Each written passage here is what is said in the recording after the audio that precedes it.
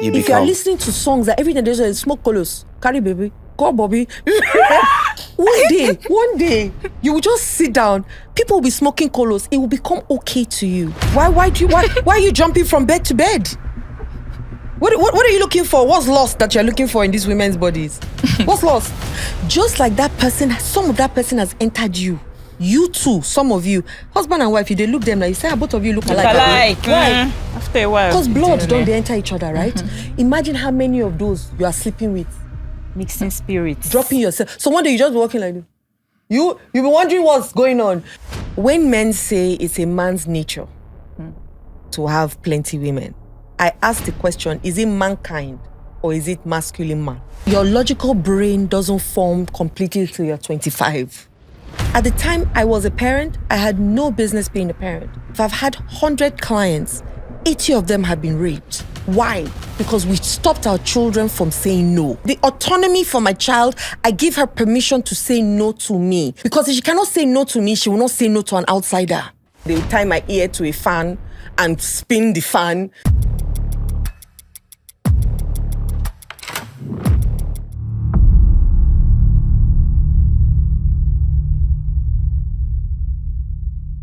Welcome to the Honest Bunch podcast. Super grateful that every Monday at 6 p.m. you're here.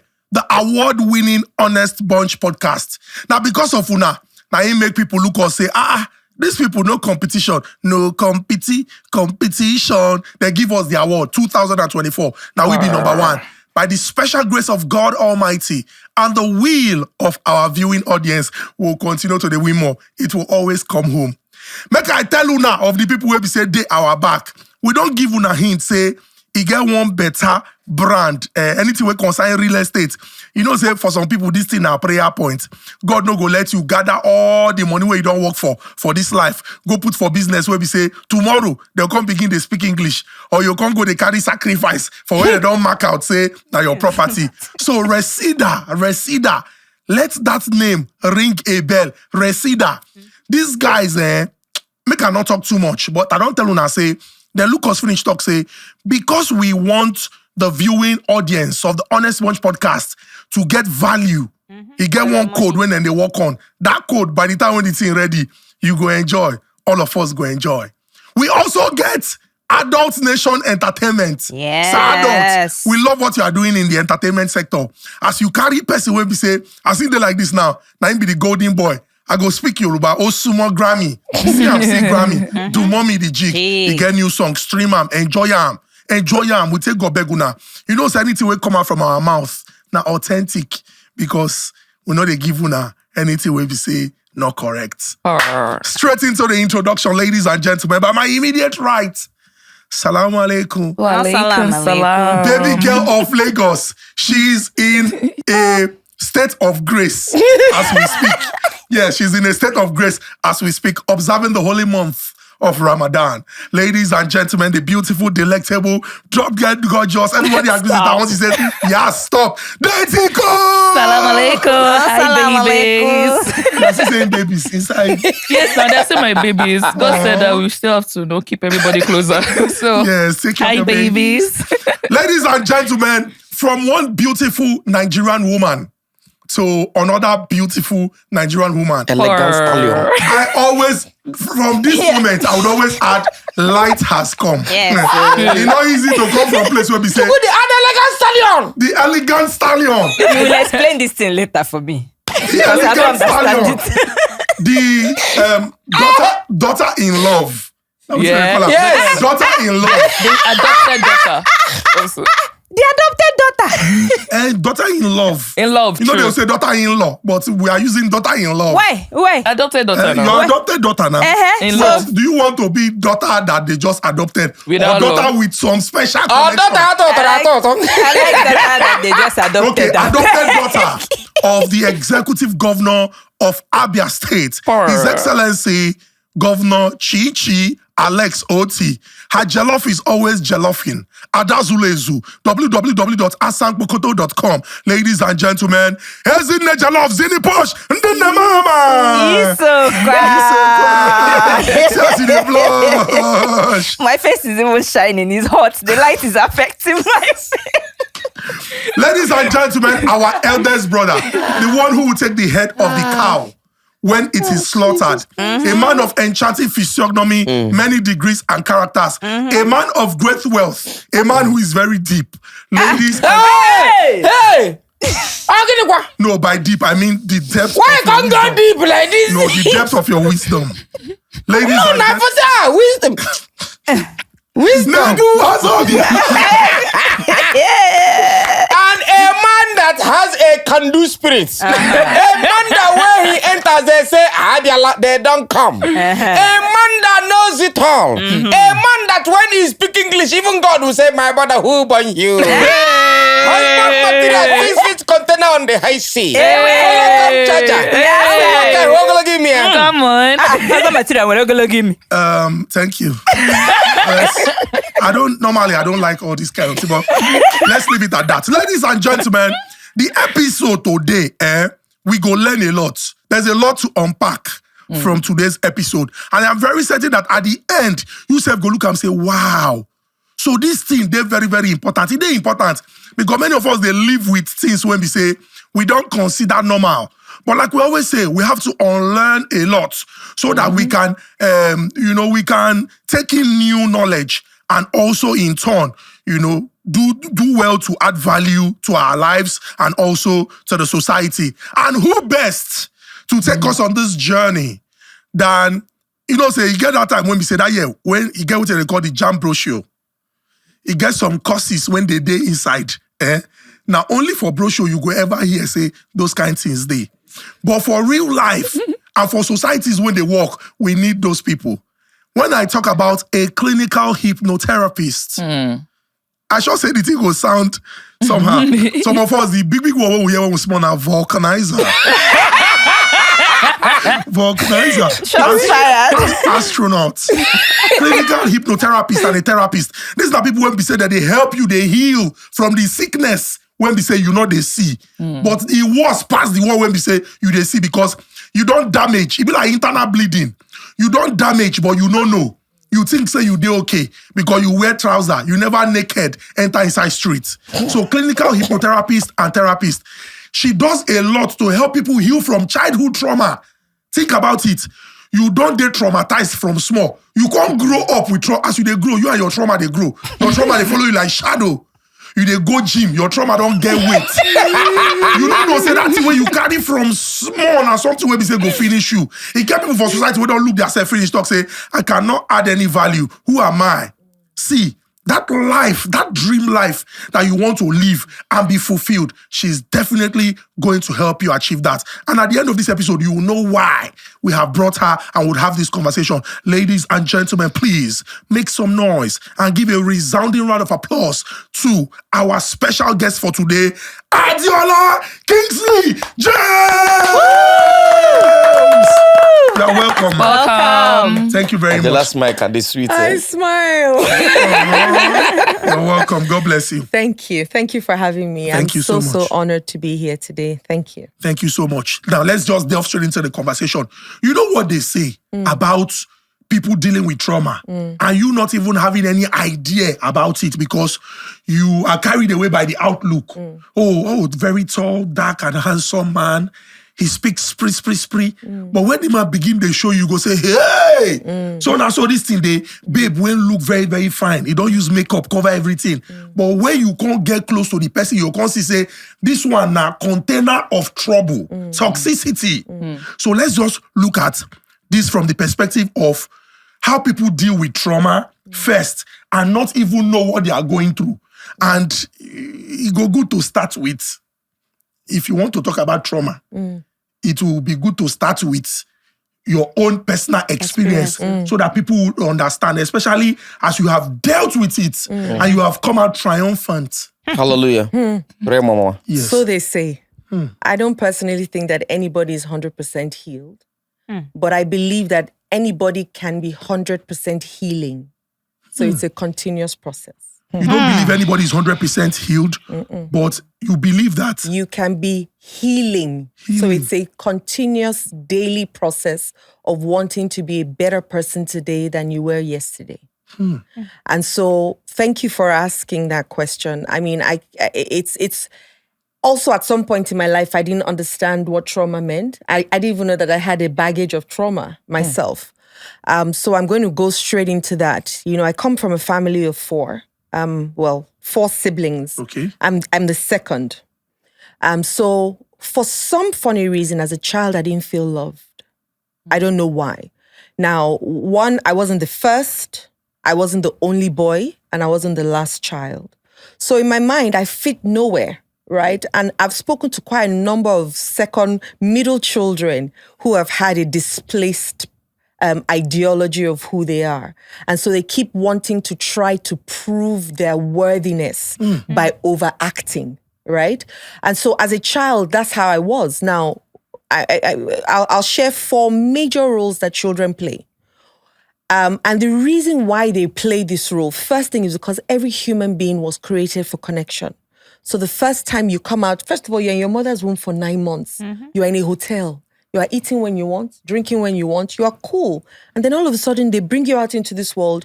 You are not, the first few months, you still feel that connection with your mother because you are tied to her, right?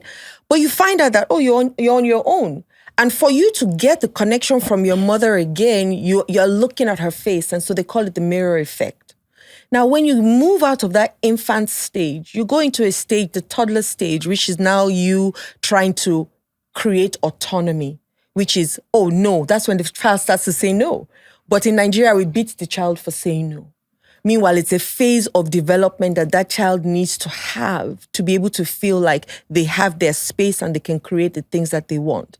Now, what we then find out, or what we found out, is that children, so I'll say predominantly 4 roles. When a child sees that every time they come back from school with good grades and their parents are all up in their faces and praising them and buying them gifts, the child assumes that all I need to do is have good grades to get my parents' attention. So they focus on being the first and the best. So they call them star children, but it's a role they're playing for your affection. So those kind of children actually grow up being almost workaholics. They want to always be the first. If they're not the first, then they feel like a failure.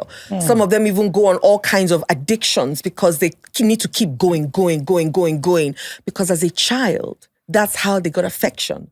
So now when everybody says, oh, you are doing so well, you got A, today you are the best, they're praising you, you then feel worthy, right? That's the downside of it as an adult. The second role is the sickly child. Every time you're sick, daddy that didn't have time for you now has time for you. Mommy that is always in the marketplace. Now, so you now have a special cream. Don't touch that cream, it's for Adeola, right? So it makes you feel special. Now you grow up and you find out that you still continue that sickly role because now the touch from the doctor and the nurse now feels that need. So you're constantly in the hospital. You're constantly with one problem or the other physically because that's how you got your connection as a child. The third major role is the carer child. Mommy, are you okay? Daddy, are you okay? Is everybody okay? What's left for me? Nothing. And so you grow up giving everything of yourself. You're a people pleaser. She's shaking her head. She's probably in that space, Because as people are listening, they'll find themselves in one of these places. And so you do everything for everybody because everybody now starts to tell you, one baby. You see Nedu, he's such a lovely child. He cares about everybody. And then you start to feel like, okay, I need to care for people to fill that void that I have. And the 4 predominant role is the rebellious child. Daddy says, go left, you are going right. I was that child. Because I was not brilliant. I didn't think that I could do anything well in school. I hated school. But I realized that every time I was naughty, my father, who was busy, then had time for me.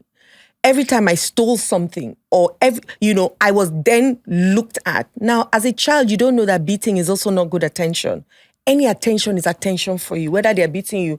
And as yellow as I am, I'm even surprised I don't have marks. They beat the living daylight out of me as a child because that was the only thing, or that was the only maybe tool or skill my father felt, because my mom didn't really beat me much, but my dad did. And he felt like that was the only way to break me. Unfortunately, he was toughening me because the moment I realized that skin marks don't stay on my skin, if I oil my body for 1 week, they dissolve. That was the end. I stopped being. You can beat me for. I became the beating. People were using me to boast in my house. Your father doesn't know how to beat. If I beat you. That was the boasting. That's how they used to boast over me. So my dad would say, I'm going to take you to your uncle's house. My auntie one day, she removed one of these cables, these big black cables, and she was beating me. And I looked up at her, I said, Auntie, this beating that you're beating me, your body will pain you. And I will not help you massage it. So of course, they now added titles, Aje, Osho, Emere, and then I'm yellow, right? So I had all the titles. Of course, your body is going to pain you. You use all your muscle to beat a child. Of course, your body is going to hurt you the following day. Of course, it did hurt her the following day. And then, what so my uncle had said, your auntie doesn't know how to beat. If I beat you, you too. And he beat me once, so I never touched me again because I just gave him myself. And I put my face down in my hand and I just left in fact, he was beating 3 of us that day. The other ones were flat. I'm like, is it not cane? In fact, let me even bust your bubble. There was a time they punished my entire school. They were beating us only 4 strokes of the cane. Girls were running up and down. I say 4 strokes. 4 strokes. I was the only one that came out to collect that cane that day. Because I came out, I said, please, sir, can you beat me by 4 strokes so that I can go? Because cane meant, it was nothing. That was my daily, it was like food, the food that I ate. So at a point, the marks were on my hand, I think maybe for 2 weeks, but after that, so that was the kind of child that I was. But with hindsight and with knowing what I know now, that was also a huge cry for help. But my parents probably also didn't know better. They were treated like that by their parents. So trauma is in circles, right? And it's in patterns. So they probably didn't have the opportunity of being children as well. So how could they have given me a better experience? And it's not to say that I feel bad for anything. I mean, they did what they knew how to do. So I forgive them for it. But now that there's better information, what are we going to do differently? So as I was growing up, I realized that being rebellious wasn't working anymore because it's omo emakpare. So I changed my role, which means this child don't kill yourself. And so I became now a carer because I realized that every time I was there for people, people would tell me how great I was. I lived for those words because because I was very rebellious, everybody said, a lot of people around me said I was the black sheep of the family. I would amount to nothing. I would be nobody, So I didn't even want to try to even prove them wrong. Do you understand what I mean? I just barely was If you asked me up until when I even got into university what I wanted to study or who I wanted to be, I didn't know.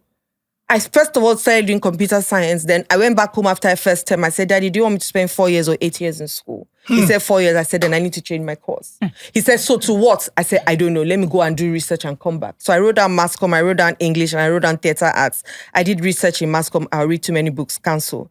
English, too many books, cancel. Theater arts, clapping and dancing. I mean, how hard can that be? So I went back to meet my father. I said, Daddy, it's theater arts I want to do.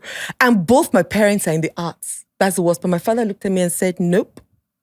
That you have never shown any interest in the arts. And he was right, because I hadn't. But I didn't know who I wanted to be or what I wanted to do because they told me so many times I'll be nothing.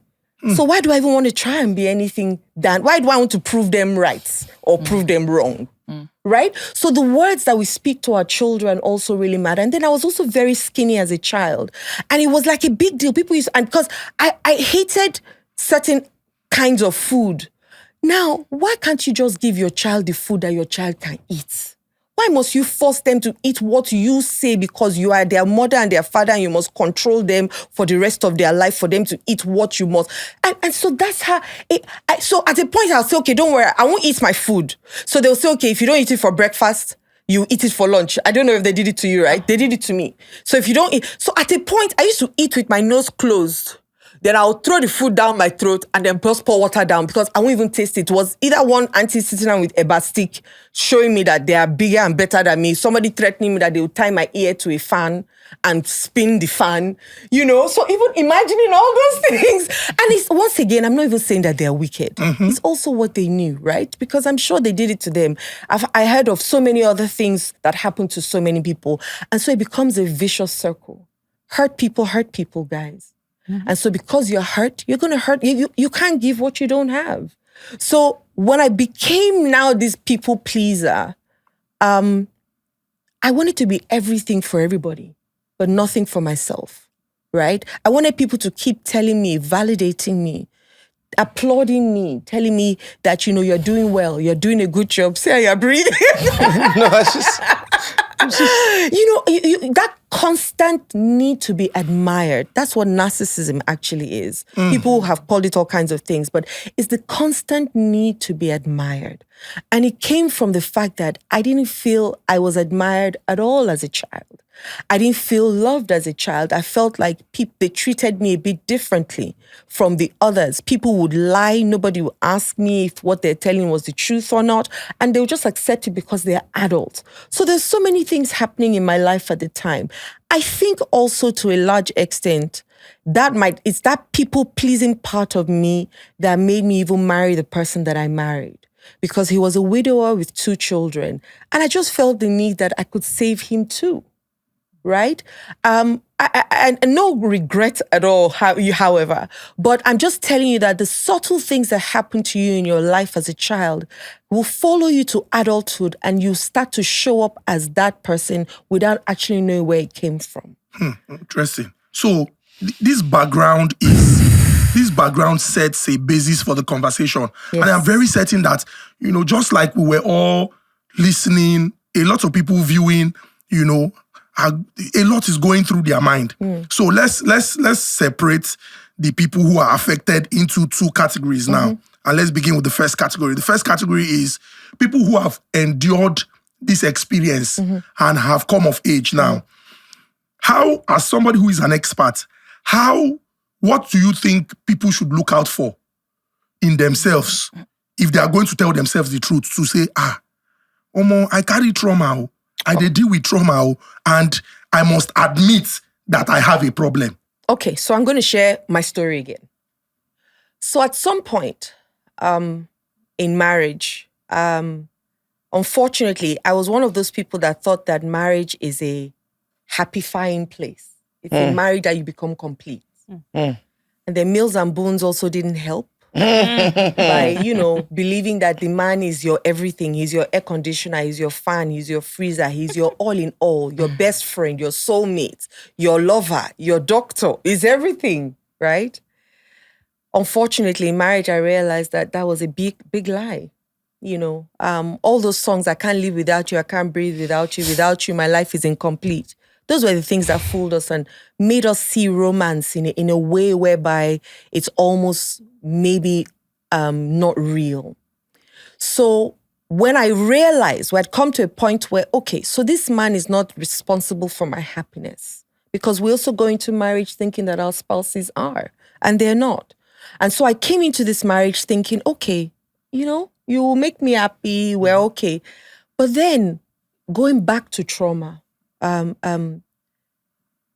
didn't know the questions to ask before getting married.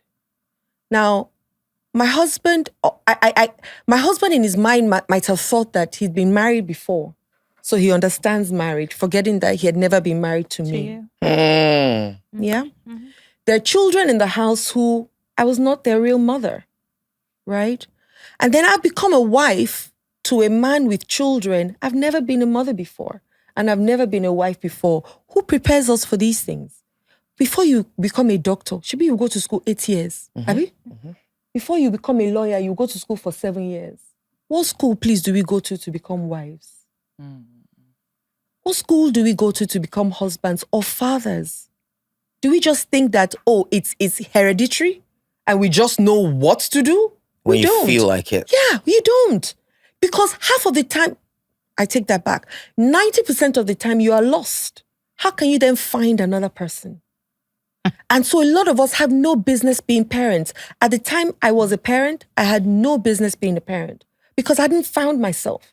I was still looking for myself in what other people thought I was, rather than actually knowing myself. So one night, I'd just been fired from my job not too long after that night.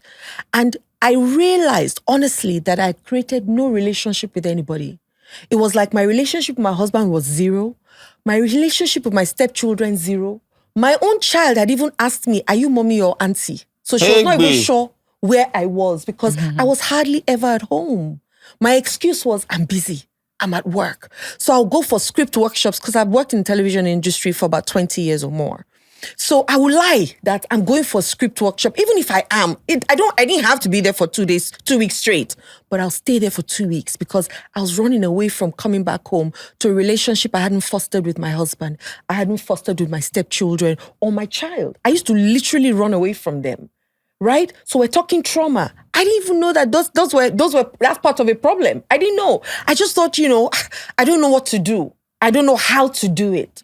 So one night I was in my bedroom and I was just thinking, what really am I on earth for? I feel like an absolute failure.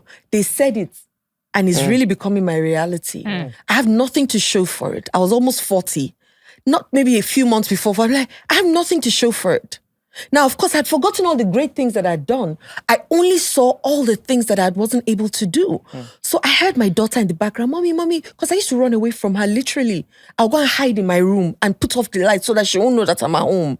And she found every reason to look for me. How old was she? How old was she at this time? Maybe 3 or 4. I also didn't know at this time. Now I know that our children think that they are our saviors. And if they can't save you, they feel like failures. And so she will come. Sarah, please now.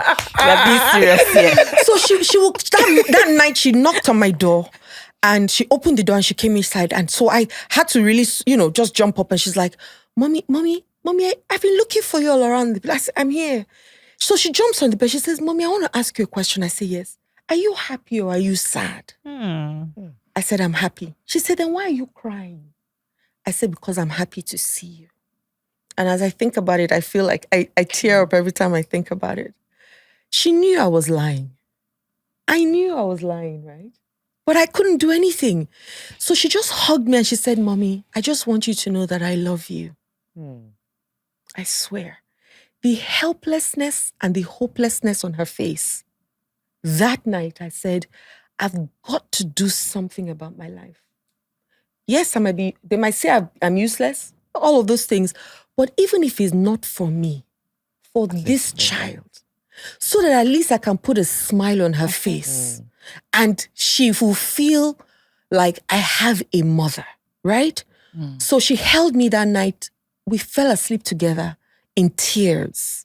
The following morning I said, something's got to happen. So I excitedly went up to my husband. I said, I think we need counseling. I think we need to go for therapy. I think, because I'd been hearing therapy, I didn't really know. My husband looked at me and said, there's nothing wrong with me. If there's something wrong with you, then go and seek help. That was all I needed to hear, to be honest. I mean, it hurt a little bit at the time, but I'm like, I know there's something wrong with me. What it is, I don't know. But I know there's something wrong. I'm at my worst ever. I've failed at being a mother. I've failed at being a wife. I've been fired, so I've failed there, So really, what's left? So I was scrolling on Instagram and, I believe strongly in when a student is ready, the teacher arrives. And I saw a video of somebody called Deity Cole. And she was talking about how she went from being so broke and down and out with this being a single mother and how, she had changed her life and blah, blah, blah. And I just said to myself, this is your teacher, right? So I started to look for her. I saw she was doing a 3-day conference. Thankfully, it was free because I didn't have a job.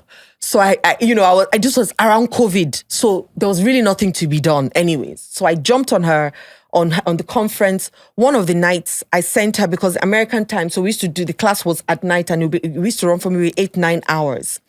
So I think at 2 a.m. she said, drop questions if you want us to answer. My question was, how do you stop self-sabotage?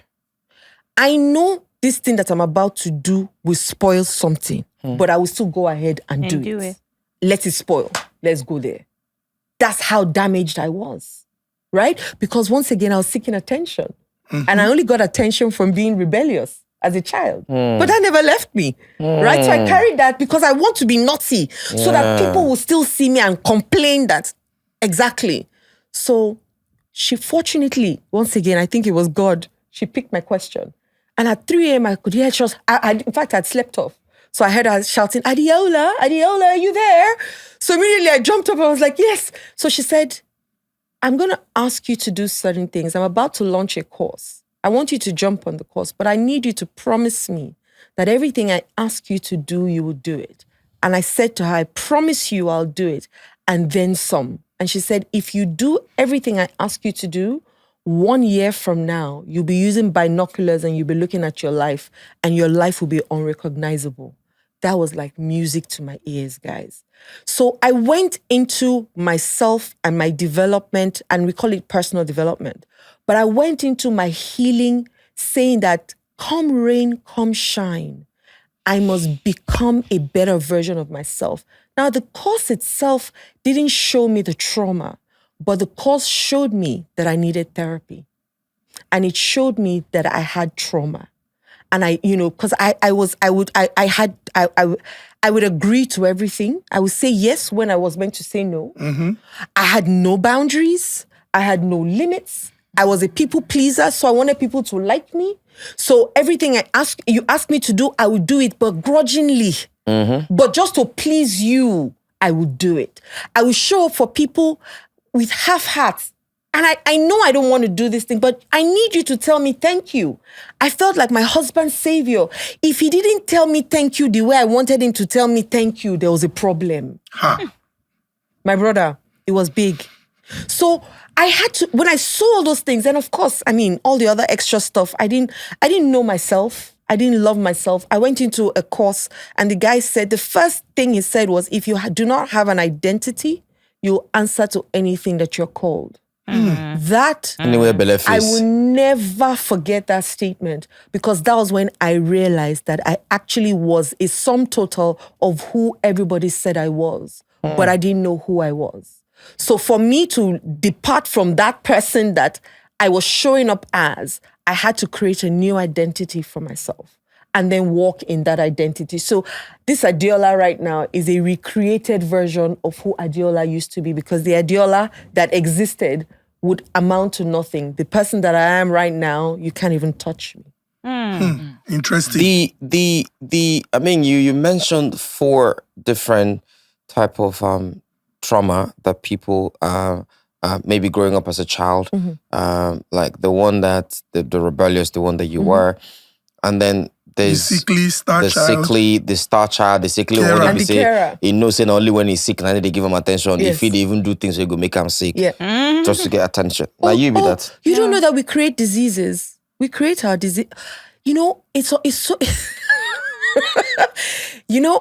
As a hypnotherapist, I've spoken to people who have had physical ailments. I had somebody who had a cyst, and I worked with her. And when we're done, the cyst burst just because she refused to forgive somebody. Unforgiveness, guys, bitterness, resentment causes, and if you go and check it out, it causes cancer. It causes autoimmune diseases. I had a client who, for 40-something years in her life was just so difficult. We went back into her past. She went into her mother's womb in one of the sessions. She could hear somebody tell her mother that the life of this child is going to be difficult. As how, Kwana? Yes. What did I do? So I'm telling you that it's much, children don't come empty. That's why you say sins of for 7 generations. It's a learned behavior. You saw your mother do it. You saw your mother go through pain during period. So you think that that's how it's meant to be. It's a learned behavior. The day you decide, no, mom, that's your pain. It's no longer my pain. Mm-hmm. I'm rid of this. I go through my period without any pain. You find out that it will start happening to you like that. And it's not spiritual. It's just your mind that you have worked on to say, this is what I want. And your mind is a special PA. It does exactly what it thinks you want it to do. So if you say, this job is going to be heartbreaking, it's going to be stressful, I'm going to hate it, that's exactly what's going to happen. So which means what you give your energy to is what you give your life to. 100%. Energy grows where energy goes. So if you say and whether we know it or like it or not, we're a magnet for the things that happen to us. So you might not know, but half of the time you've created the life that you're living. So I always tell people, what do you really want? And if I've spoken to 100 people, 100 of them don't know. But we're masters at the things we don't want. So if I ask you now, what do you want in a man? Most women that are so, you say, I don't want a man that cheats. I don't want a man that lies. I don't want a man that eats outside. I didn't ask you what you didn't want. I said, what do you want? Half of the time, they don't know. So even if that thing was right in front of you, slapping you in the face, how will you know? So even down to our physical ailments, a lot of us create it and we don't know. And we think, that's why some people go to the doctors. The doctors will tell you, we have done all the tests. We can't. Physically, there's nothing wrong with you. Some doctors now have started to tell people, you need to go and see a therapist. Because what's happening to you is emotional and your body is the instrument of your mind. So your body does exactly what your mind tells it to do. And it's predominantly your subconscious mind. And that subconscious mind is formed between 0 and 8 years old, 85%. 0 and 8 years old. 85%. So even children, when person they use small eye, they look. Like say this one na pikin never sabi anything. Now even that formative years. Those 0 and 8. Now 0 and 8, 85%. 9 till you're 18, 10%. Wow. 19 till you die, 5%. So the person that we all are here today is predominantly what was put in us between the ages of 0 and 8. Or let me extend it, 0 and 18. So your beliefs. Your behaviors, your everything, your mannerisms, the things that you just do, this is who I am. No, it's who was deposited in you. So can you change it? Yes, that's what I had to do because I realized that I was hurting everybody around me, but I couldn't help it because I was hurt. Now it took me to sit down and really find out, why do I feel like I need people to validate me all the time? Why do I feel like I need people to love me? Why do I feel like I need people to always see me and tell me I'm doing a great job? Why am I so external? Why? And the truth is because I didn't have it as a child. And so because those needs were not met, because whether you like it or not, you will meet those needs in different ways. Are those the things that lead to depression? 100%. 100%. But depression to a large extent is the negative words that you are saying to yourself over and over again. So if you speak to, have you ever seen anybody like this say, I'm depressed? Have you ever seen anybody like this? Saying, they walk into your office smiling, excited, and they say, I'm depressed. No, they're always like this. They're always down. The words that are going on in their head is, I'm not enough. It's not available to me. Those people are different or I'm different. If you break everything that is going on in their head down, that's exactly what it is. So which means depression is not an external thing. It's an internal thing. 100%. So everybody that is claiming that they're depressed is something that, because if I have to marry it together, what you give your energy to is what you give life to. Where your energy goes is where life forms. And which means as you tell yourself, now so you be, and you're telling yourself, you're not good enough, you're not this, automatically your life start becoming that and you start getting depressed, which means you are the only one self that can get yourself out of the depression. 100%, sir. But that's only if you know that you are the only one that can get yourself out of it. And you find out even why that depression is even there in the first place. Because if you don't know it, it's like when you go to the hospital, the doctor will say, go and do tests. So what is the knowing? It's when you feel, when you, first of all, this depression we're talking about, most people who are depressed don't want to talk to people. They just want to be by themselves. They're alone. They don't want anybody to criticize them. That already, if you are attacked by every little thing, if you find yourself always angry, there's a problem. If you find yourself consistently catastrophizing, which is that you only see the bad in people and in situations, there's a problem because there are good things that happen. So why don't you focus on those things? And most times we zone in on the one bad thing, forgetting the 20 good things that are going on in our lives. Because we're not trained to see the things that are good. We're trained to see the things that are negative. Somehow it's meant to guide us from going there. But if that's how you focus on or in life, then tell me how your life is going to be good. Because even the Bible says, as a man thinketh, so is he. What There are if some you- people. Okay. okay. Yeah. What if you see the good in people every time, and yet you still you're not going to the direction you want to be in life? Like, I you keep don't know what that getting means. angry. You keep getting angry over like little Or they keep things. disappointing you, They is that keep what it means? disappointing you back to back. Yet you Then- still yeah, keep then- seeing the good in them. I don't think you're seeing the good in them. Mm-mm. There are some I don't people. still think you're seeing the good in them enough.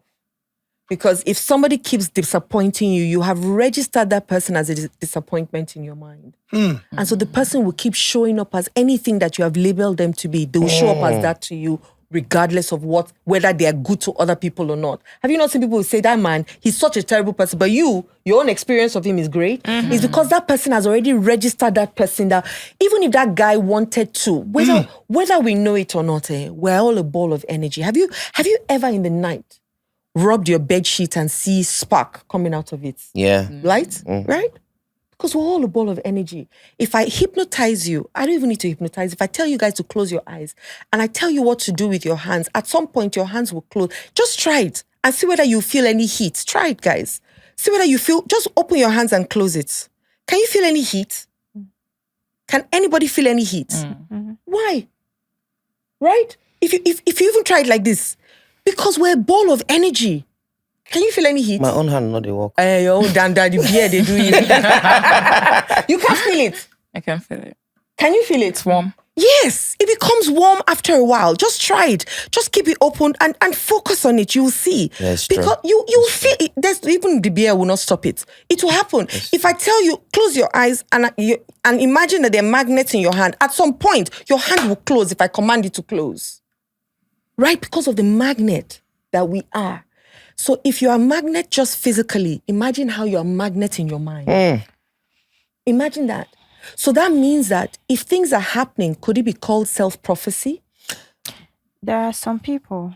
Could it be called that? Okay. Why did you do that? There's a question I want to ask, but let me allow her ask first. So there's something that people say post-traumatic stress disorder. Yes, disorder, If- PTSD. Yeah, if somebody does something, you'll be like, oh, she's having PTSD. You mentioned categories of children, you know, while growing up. And for everyone you mentioned, to me, it looked like a problem. It sounded like a problem. From the start, child, you said they're doing that for attention. The caregiver is doing that for attention. And to me, I'm like, who's the normal child that didn't have to do all this? So unfortunately, a lot of us have grown up in dysfunctional families, unfortunately. And it's not because they were wicked. Now, some people have decided, I've met some, so there's also attachment styles. There's a secure attachment style, which is you're okay with relationships. You don't feel threatened by certain things. So is there a normal child? I'm not sure there's a normal child. But there are there are situations where you can get to, where you get your needs met in at least the first 4 developmental stages of your life, which is as an infant, toddler, Teenager, no, even before then. preteen. Preschool. Okay. And then school years. So I'm still talking between the ages of 0 and 7. Okay. Right? If there's certain things that could have happened. Some people, they got too much of it. And so it's a problem. Okay. Some people didn't get it at all. And so it's a problem. So how do you, when you talk about the normal child, maybe that child fortunately had parents who'd done a lot of work on themselves to find themselves before bringing children into the world.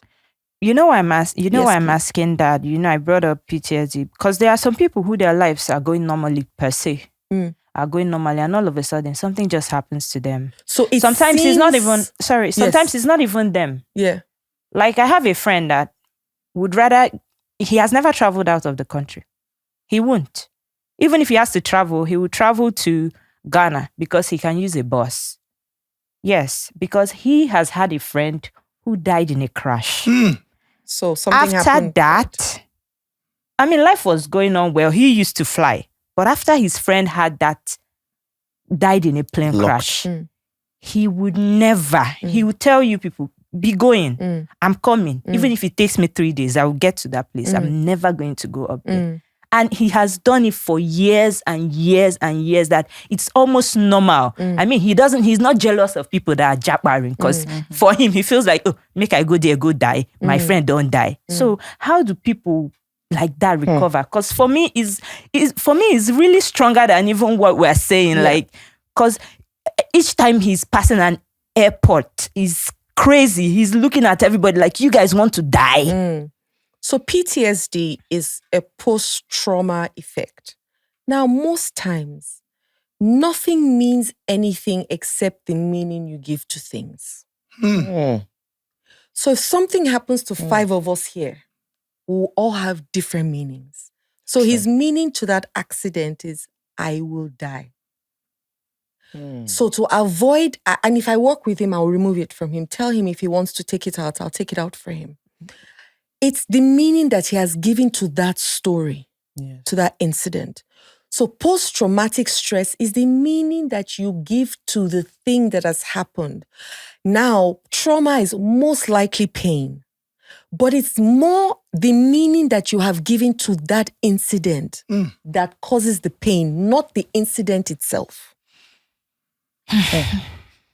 So it's the meaning. And once that meaning becomes an imprint in your mind, it can stay there forever. And we have 2 minds. Our mind is divided into 2, the conscious mind and the subconscious mind. Remember I said your subconscious mind is formed between the ages of 0. Your subconscious mind takes from the conscious mind. Now your 5 senses feed into your conscious mind. So your eyes, and you can easily reject or accept. But once it goes into your subconscious mind, you only accept. It doesn't reject. But you can replace things, right? You can create another habit to make the old one that is already deposited in you obsolete. So you're not even fighting it because whatever you fight increases. So for example, I want to stop increases. Yes. If you notice, everything that we're fought in this country has increased. Fuel, we're still where we are, if not worse. Everything that we're fought in the world has become bigger. And I just hope that one day we'll understand it. Everybody knows me personally. I don't complain about anything happening in Nigeria. Because I tell people I create my economy. I choose the life that I want to live. You can call it a bubble. I'm happy living in that bubble. I refuse to see what you see because I know that what you see most times will become double, triple, quadruple. I choose to have a good life. But is this not a coping mechanism? You can call it whatever, brother. The question is, does it work for me? Yes. But because I don't have anything I worry about. But is it not illusion to look at a situation and say, because I don't want to think about because it. it's like you're not seeing what you're let saying. me just pretend it's not existing. I don't want to see. People are getting kidnapped. People are getting abducted in schools. The economy is in a dire situation. You say, obviously, this is what you are saying. I operate Jesus' economy. I don't want to think about it. My life, is it not an illusion? No, is it not self-deceit? My question is, what can you do about some of those things? Now, in finding solutions... What can you do? What can you right now? They're kidnapping them in Zamfara and Kaduna. I understand, and I'm not insensitive towards it. I understand that it's painful. But what can you do as a person right now? Is rage going to help you make it better? Or is peace going to help you do something that will make more sense? So, if you're directing the question to the person who doesn't... No, but answer the question. Answer that question. No, but I'm not in no, public office. No, you. Wait. Have to be in no, you. No, wait. Don't deflect. Don't deflect. It's not a deflection. It's not public If you're office. asking me the question... Yes, sir. If you're asking me this question... Yes. And I ask the question to, for example, the president who is commander-in-chief of the armed forces... Who has You're the losing power? it. You're missing it. You're missing it. You have lost it. You have I was lost the one it. who asked No, the you have question. No, missed you it. cannot say I've lost it. I was the one who asked the question. So you asked me as a person, you said, does that not mean that I'm in an illusion? Yeah, I'm asking if somebody, no, I'm not saying you. I'm saying if somebody chooses to say, I don't want to see this because every time we try to fight it, it becomes double. Is it not an illusion? If you have the powers to address that problem. That's what I'm saying. So it's not about me. It's not about you. No. It's about the person who has the power, for example, to address a problem, and the person decides, What are you saying? I cannot. No, you've gone What are you saying? No, you have gone off. No, I did not go off. I asked a simple question. She said, what the world is fighting, because whatever we fight in this world becomes double. We're not personalizing it to somebody. We're all in this world. But some people are entrusted with certain maybe powers, and they can deal with a particular situation. If they don't deal with that situation and we all say we don't want to address it because everything we fight becomes double, is it not problematic? That's what I'm saying. Is it not an illusion? Okay, if all of us say we don't want to fight it. Okay, so I'm not sure that you understand what I'm saying. Let me first of all start from there. And I'm not talking up for anybody. I'm speaking for myself. 100%. First off. Okay? I'm not talking about the governor, president. They can keep doing what they are doing. Okay? How do I choose? There's nobody that has done anything sensible out of anger before. Because your brain has your logical brain has shut down. So you can't even do anything sensible. So I'm saying Adeola would rather look at the situation and ask, is there anything I can do about this situation right now? No. So worrying about it is not going to make any difference. If there's something I can personally do about it, maybe there's a podcast I can go and talk on, maybe there's a blog I can blog on, maybe there's something, but from a place of calm and peace, that's where I choose to operate. And I'm not talking about the president or whatever, once again, or you, and I'm not asking anybody to also adopt my style. I'm saying this is what works for me as a human being. I will look at the situation. I want to be as logical and practical, but also as emotional as possible. I want to use all those senses. And also I want my intuition to also come into play because I play big in that space. And don't forget, I'm a hypnotherapist. So I understand what words do, okay? And what aggressive, those things do nothing for anybody else. Your body suffers. Simple. That's what you don't know. When you are aggressive, you are jumping, you are shouting, you are the one suffering. It's you that your heart is running overdrive. It's you that all the cortisol is entering your system. You are releasing enzymes and stuff in your body that is poisonous to you. So I don't want that for myself. I don't want that. So, okay, final question on this subject. Yes, if, for example, somebody who is in the position to deal with it comes to you to seek your help, what would you tell the person? Would you tell the person to not think about it? Or how would you tell the person to approach the situation? So I'm not even sure that I ever said that I don't think about things. I said I don't worry about things. And I don't fight things. If anybody comes to me, and a lot of people come to me for advice, the first thing I say to them is, we're not fighting. We're going to look at this thing from a place of peace so that we can be rational and come up with ideas that make sense. When you are jumping over, you'll be like a snake that they pour salt on. I don't want to do that.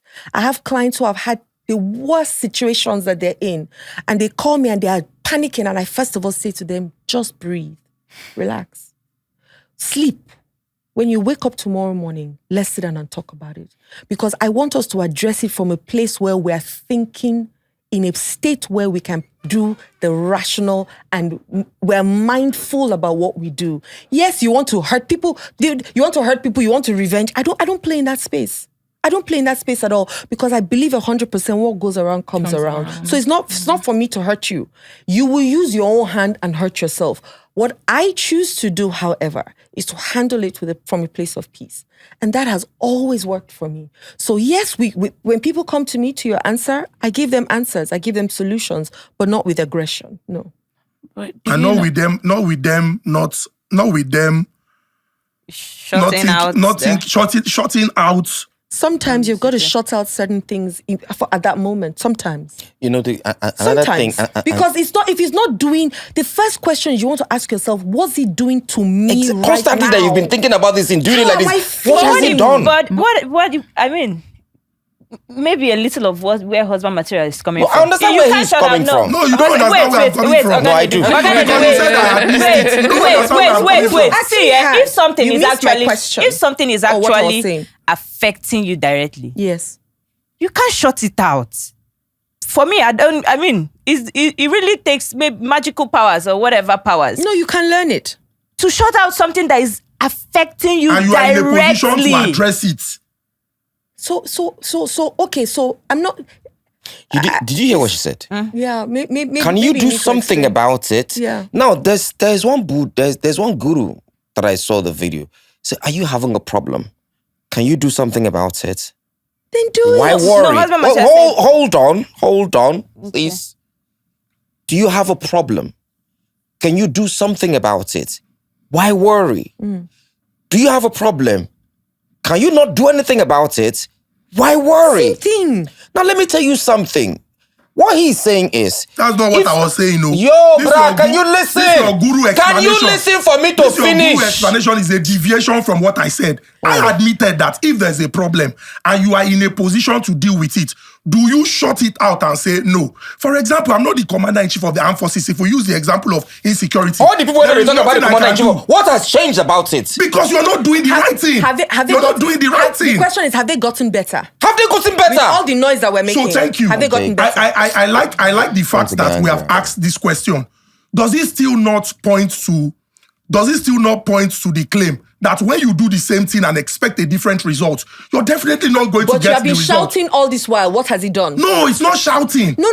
We have been worrying now. So let's keep worrying. so- has he brought the solution that we're asking for? Is the question. It's because you have not done what you're supposed to do Who to is the deal you? with this. The person who has the powers to do that right thing. So- And it's possible the person is also shutting it out and saying, the former president tried to do it, he could not do it. Who am I to do it? Is it not still a possibility that that's what we are talking about? My question is from the position of, if we all look at a situation and say, there's nothing I can do about it. There's nothing I can do about it. Even if you are in a certain position and you can use your powers, for example, or give orders, and we all say there's nothing I can do about it, then how do we find solutions to the problems? Isn't it asked the question about Her friend. We're talking about PTSD. PTSD? That's where I think we dovetailed into Yeah. this. And then place. she also asked a question, which was in my mind. Who was the right child if everything was this thing? Now, I've noticed that sometimes, I have daughters on my own, I have kids. Now, the thing is, it gets some things where you go they do to your pikin. Maybe she want eat, like you mentioned something, say, he must eat this one. She want eat, say no, I don't want to eat cereal as breakfast. I want noodles. Then because you want force him to eat that cereal, he must eat that cereal. But then when you now say, well, then there are some parents that will now say, no, leave her, make it take noodles. You now be termed, you they spoil this pikin, which happens everywhere. What would you say about that? I think to each one is his or her own, right? That whole waiting other people go talk, or how will people see me, is so big on us that we don't even have a mind of our own, right? So what if someone says I'm spoiling my child? That's their opinion. Why should it bother me? My child wants to eat something, I give my child that. As long as If you you can afford call it. it spoiling your child, and then you too don't spoil your child, right? So because we're now bothered, we don't want people to say you are spoiling your child, you then now start to do something that is not part of what you would naturally do because you are trying to please them. And it happens with me. I have an 8-year-old. My mother will come and say, she comes to meet me, Mommy, can I have biscuits? And I say no. And my daughter says, why? And then I look at her, and I actually have no reason why. One day I said to her, I have no reason. I'm just used to saying no. So I told her, go and eat the biscuit. Now, we also do it because you're the one that bought the biscuit, right? If it was the child that bought the biscuit and put it in the fridge, would the child come and ask you if they can eat the just go biscuit? straight and take it. Go and eat their biscuit. So it's control. It's the control we also want to have over them that makes us want to keep saying that. Now, should you allow a child eat everything? Of course not. Should there be a level of understanding that before you take things, you teach a child manners, ask for things and all of that? Absolutely. But I personally, once again, and every time that I speak for myself. I don't speak for other people, right? I tell my child, you have these things that are available to you.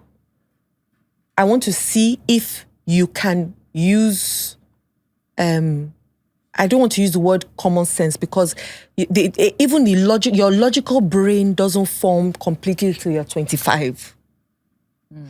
So when you see an 18-year-old, some people they misbehave. So when you see a young child and say, but you should know better, they don't. And it's not out of wickedness. Because they have brain. So when you marry at 22, your logical brain has not yet formed. 100%. You know, some people can argue with the food thing, yeah, about giving your child anything she wants. I didn't say anything. What she wants. I'm getting I didn't say anything. I said, should there be a measure of control? Somewhat. But allowing, if anything can mean that... I'm not saying it that child, you said it. You know, Nedu asked a question about restricting your child from eating, you know. We had a timetable in my house when I was growing We up. did too. So you cannot wake up one morning and say you don't want to eat spaghetti. this. We even had abacha. Thursday evening is abacha. So from Wednesday, you're already preparing your mind that you eat abacha Thursday evening. Did you like abacha? Oh, yes, Okay, I did. In I fact, can at some see point, I was now the one making the abacha. If you say you don't want to eat abacha, Can't boss again. you can go to bed. But if you are employed and you have money, you can go and buy noodles and cook. Other people that don't want to eat might enjoy it with you. But for my parents, and some other people would argue that was some sort of training for the outer world. When you grow up or when you go out Don't always of have to get what you want. Yes, when you go out of their space, you're able to manage rejection. You're able to manage no. I mean, if you hear yes, you should also be able to hear a reasonable no, amount of no's. For me, as I am now, if I count how many no's my mother has told me this life, and you feel like you as an outsider, you cannot tell me no. When you say no, I say okay, and I'll move. It will not affect me. So what I'm saying is that some people will argue that if you tell a child yes or agree with a All the child time. most times than when you say no to the child will get used to yes, then when they go out and they hear no, they feel so bad. They want to beat themselves up. I feel like, is that some sort of trauma too? You know, you said that you might do it too much. You might show the child love too much. Yes. Or And, too little. You know? So I think that there should be a balance. But the problem is now, where do you get that balance? At what point So do you get that that's the balance? problem. And we're still looking for the answer to that problem. Because some people Because like, what would be a problem to me will not be a problem to him. because like my house, that kind of thing in my house now, I'm sure some other of my cousins that used to eat jollof rice and fried rice They in their can't house, relate. they will not come for holiday in my house. Maybe if their Because they parents have to say eat abacha. go to their house, they'll say they are That's doing why they eat timetable in abacha. their house. They will not come. There's one serious question I need to ask. I will Okay. answer your question. Then you can ask. So let me answer the question. I think to honestly, that's why I keep saying to each person his own. I grew up also with a timetable in my house. My mother, I knew we used to eat rice Tuesdays, Thursdays, and Sundays. I remember very well. We used to eat beans on Tuesdays, I think also on Thursdays. I remember all of that. Now, why did my mom create a timetable? Because she wasn't ready to start to sit down to think about what people are going to eat in the morning, afternoon, and night. So that was for her own convenience. Was that convenient for everybody in the house? No. But it was her convenience. And since she's the one that is providing the food, all of us must dance to the convenience. Now that I'm not under her convenience, if she likes, let her have timetable in her house. I don't have to eat anything that she put on her timetable because now I can do things for myself. So as a child, unfortunately, you can't decide how people are going to treat you as a child. So you almost at the, what's the word now? You are at the mercy. Thank you, my brother. You're at the mercy of what they give to you. But as adults, we also need to ask ourselves, this no that I'm saying to this child, where did that no come from? And that's what I had to ask myself. Because I would just say no to her. In fact, I would have maybe given her a slap before I remember, this child is only 3 years old. But that's what I was used to. That's the English that they used to speak with me. So I had to untrain myself from doing those things. I had to untrain myself from believing that a child cannot ask questions.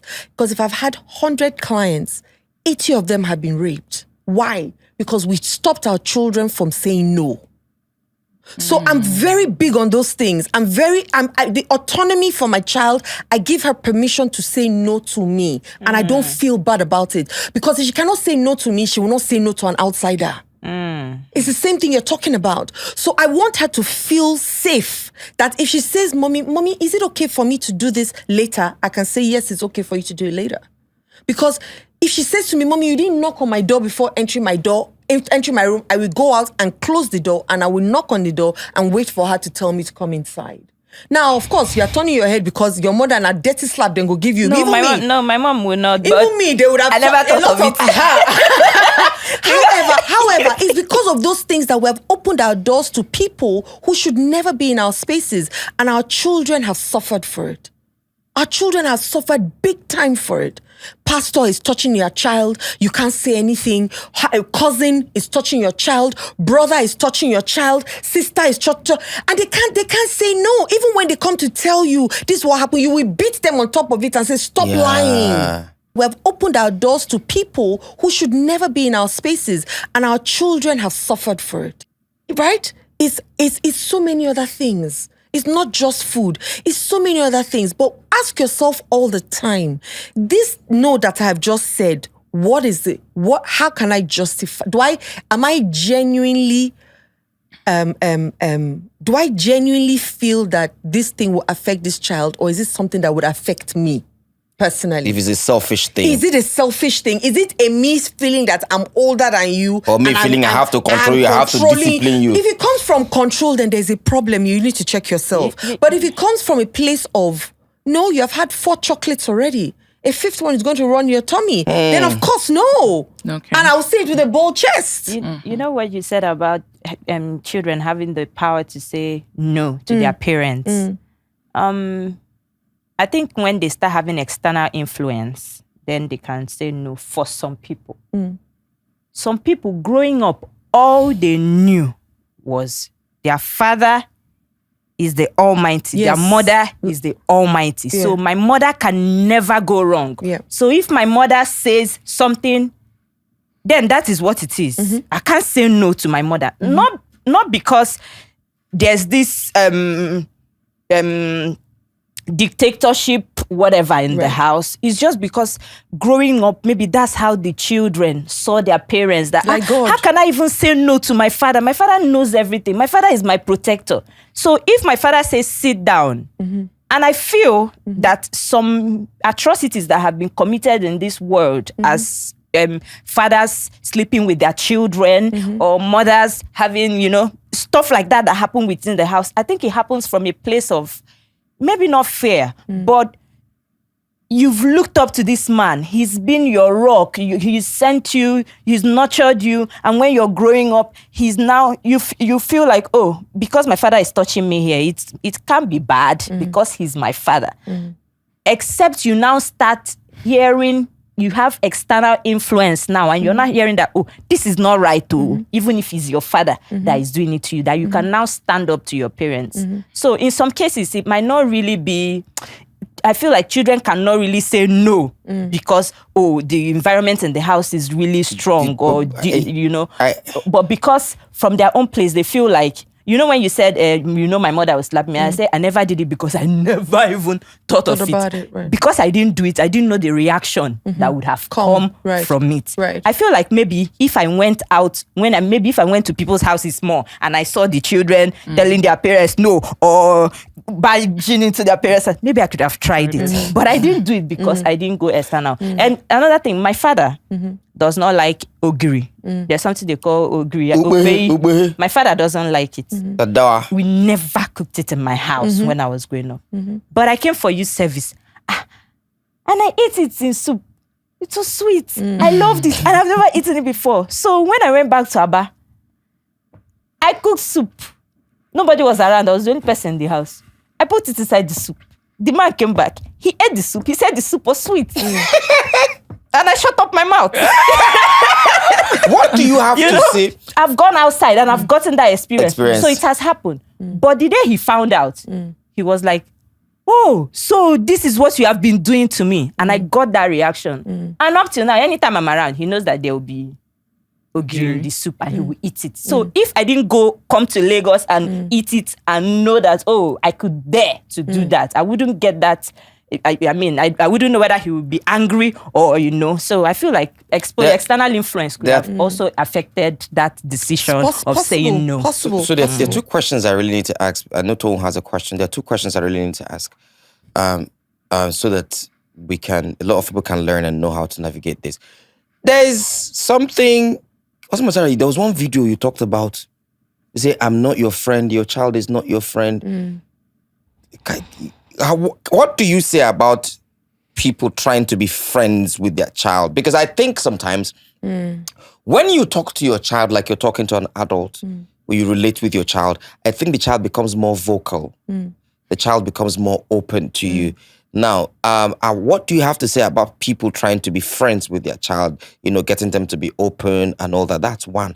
And the second one, which is of them all, do you think that ladies attract who they date with their trauma? Okay. So the first question, I personally think that having conversations with your children and having them open up to you is very key. If you don't say certain things to them, other people would say certain things to them. Now, I think also the different stages also of the child will bring the kind of conversations you also have with them. Have with them, yes. Okay. As a child, there are certain things that they cannot handle. Why are you going to have such conversation? I have some people, friends, clients, who tell their children everything. That your father that doesn't even know how to have sex. That your father that doesn't even know how to do this. That's your father that, so this child, do you know what's going on in this child's mind? Right? The child is even still trying to grapple with what sex means. So we now make our children our surrogate husbands or wives and start to put information in them that they have no business knowing. Now, even at a particular stage, even when they get to 18, there's some things that between you and your spouse, your child, it's none of their business. However, children also catch a lot from non-verbal communication than even from verbal communication. So a child can come in here, she's with her head like this, and the child is wondering, is she okay? Without her even saying anything, right? Now, the child can come to you and say, Mommy, are you okay? Like my child did. And I lied to her. But what did I actually confused my child? She saw me crying and I said, I'm happy to see you. So she's thinking, but you cannot be happy. There's no correlation. So I've confused that child. So what are we first, once again, I always go back to, you first need to find yourself to be able to help a child. You have to, if you don't know how and the age and the stage at which you become whatsoever you need to become for the child, at some point you need to be a child's friend. But that's where maybe they're like 19, 18 and up. Before then you cannot be their friends. Before then, you are different things. Sometimes what you're doing is actually checking to see what the child's gifts are. So you are like an investigator. Okay. Right? You want to see what their skills are. You want to see what they naturally gravitate towards. You want to help them expand it. You want to find out. So you are different things at different times to your child. And you would only know that if you go to a school that will teach you how to be a good parent. Okay. Now to the relationship one. Do women attract? Do people, not necessarily women and men alike, do people attract People from their trauma? 100% yes. Because, let's say, for example, and I'll use myself as an example. My father was hardly there emotionally for us, right? First of all, even physically. So I also he was also unemotionally available. That's the word I will use. So he's sitting down here by my side doesn't mean that you're there for me. Your presence is here, just your presence. But are you actually present? Are you here with me? Are you interested in things that are happening? Or are you on your phone the entire time? The fact that your physical body is here doesn't mean that we're spending any... It's like when we sit down and watch TV together. Are we really spending time together? No. We're not. We're just in the same place watching something. There's no connection between us. We're watching half of the time, so one person falls asleep. So that's like the least amount of things that you can do with your spouse or in a relationship. Watching TV is the least because you're not actually there. So going back to the emotionally available. So I started dating men who were emotionally unavailable, hoping that they could be there for me emotionally. And I couldn't understand it. It's now that I understand that it was what I knew. What's my first love? My first love was my father. And whatever he gave to me is what I thought, like she said, was what it's meant to be. It's like I used to see my dad tap my mom on her backside, and I thought that was love. So when somebody doesn't tap me on the backside now, I say, you don't love me. It's a connection. Because you saw them doing something and you assumed, like she said, the Lord and Master, they know it all. So they become the epitome of how things are meant to be. And then you now come into the real world and you be like, but this guy didn't do this guy didn't do that, this guy. So you're comparing this to who your father or your mother to some extent was. So most times we attract the people that we knew because that's all we know. Until you once again work on it, you'll find out that a people pleaser will attract somebody who is almost like a narcissist. You'll find that out. But you also see that your father too might have been like that. And so you are now connecting with that same person all the time because your needs still need to be met. Don't forget this. Your needs still need to be met. Whether you're a child or an adult. And once again, is that child in you that is showing up as the adult. And if those needs were not met as a child, you're still going to have to meet those needs somehow, whether you like it or not. So if those needs were not met as a child, you must have it will be met somehow. Okay. It will be met because there's a void. What of men that decide... Because there's a void. Okay, so I have several questions and there's a void. A men that decide. What of men? I have several questions and we keep skipping. So it might look like... Ask me all your questions. It might look like I keep taking us back, but... No, please, let's go. You mentioned something about when you're bringing up a child and your child wants a particular thing, and if you don't give that child... See, there's a particular lady I know. Yeah.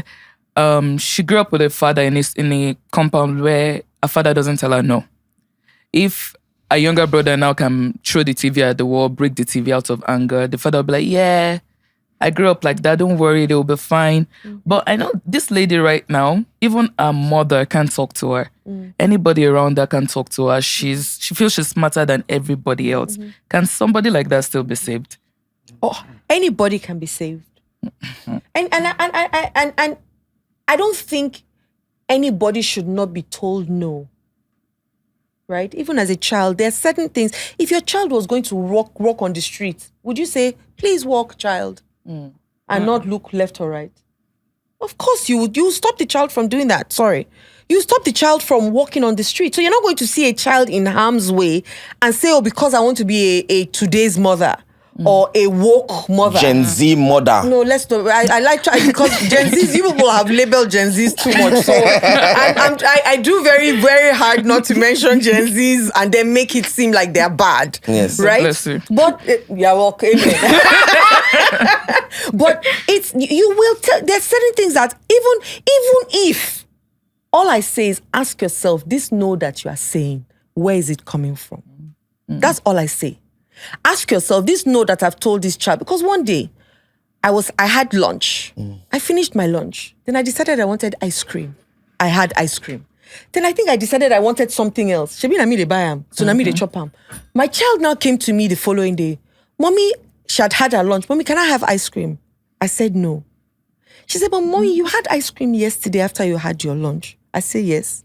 She said, but, so why can't I have ice cream? Now I have different options. I can say to her, because I said so. Abi, I'm your mother. And I know what's best for you. But me, I'm drinking the ice cream. So what? How come I know what's best for me, but I don't know what's Maybe best you know what makes Because you I'm just older sugar. than you. Mom knows best. So that's another. Mom knows best. The truth, is that the truth? Does mom know best? Half of the time you don't. We've lied to our children that we got A's. In all our exam, we got 7 A's, 20 A's. I was the first. If they really go and check, you failed. So because a lot of us also are living precariously through our children without knowing it, right? There's so much going on. So I always tell people, say whatever you want to say, but ask yourself, where did that come from? Where did that come from? So should you teach a child delayed gratification? Of course. Of course.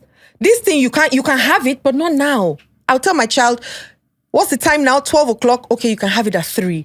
Mommy, but if I can have it at 3, why can't I have it now? Because you're only going to have it at 3.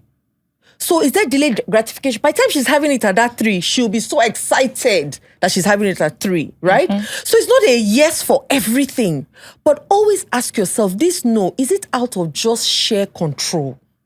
Or is it out of a place, out of genuineness towards this child? Or is it what is it out of? So that it can also help you check your limiting beliefs. Sorry. One more, real quick. Okay, so I know that the first step to your healing process is self-awareness. Yes, ma'am. Right? So, okay, right now, I'm self-aware that I'm always angry. I'm actually always irritated when I see somebody. I can even see it in your eye. Like, I'm just always like, don't be stupid. Like, it's not necessary. Like, why are you doing certain stuff, right? Okay, so I've told myself that, Tom, today, you won't be angry no matter what. But I live in Nigeria, I live in Lagos. And I step out of the house and I'm in traffic. Somebody is trying to hit my car. And I still control myself that, okay, don't shout. You can make it to work. I go further again. Another person threw something at my car. It will get to a point, if you keep internalizing everything, it will get to a point where you just burst out. So how do you... So please don't internalize. Let's start from there. Okay. Right? And just telling yourself, I will not be angry, I will not be angry, I will not be angry. You'll be angry, ma. Be angry, right? Yes. Because let me tell you one thing. Your mind doesn't understand the word not.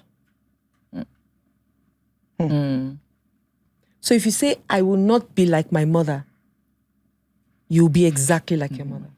Because your mind doesn't understand that word not. That's why I always tell people, what do you really want? If you say, I will not be angry, so what do you then want from it? Who do you then want to be? I want to be peaceful. There you go. Smiling. There you go. So today, I choose to be peaceful.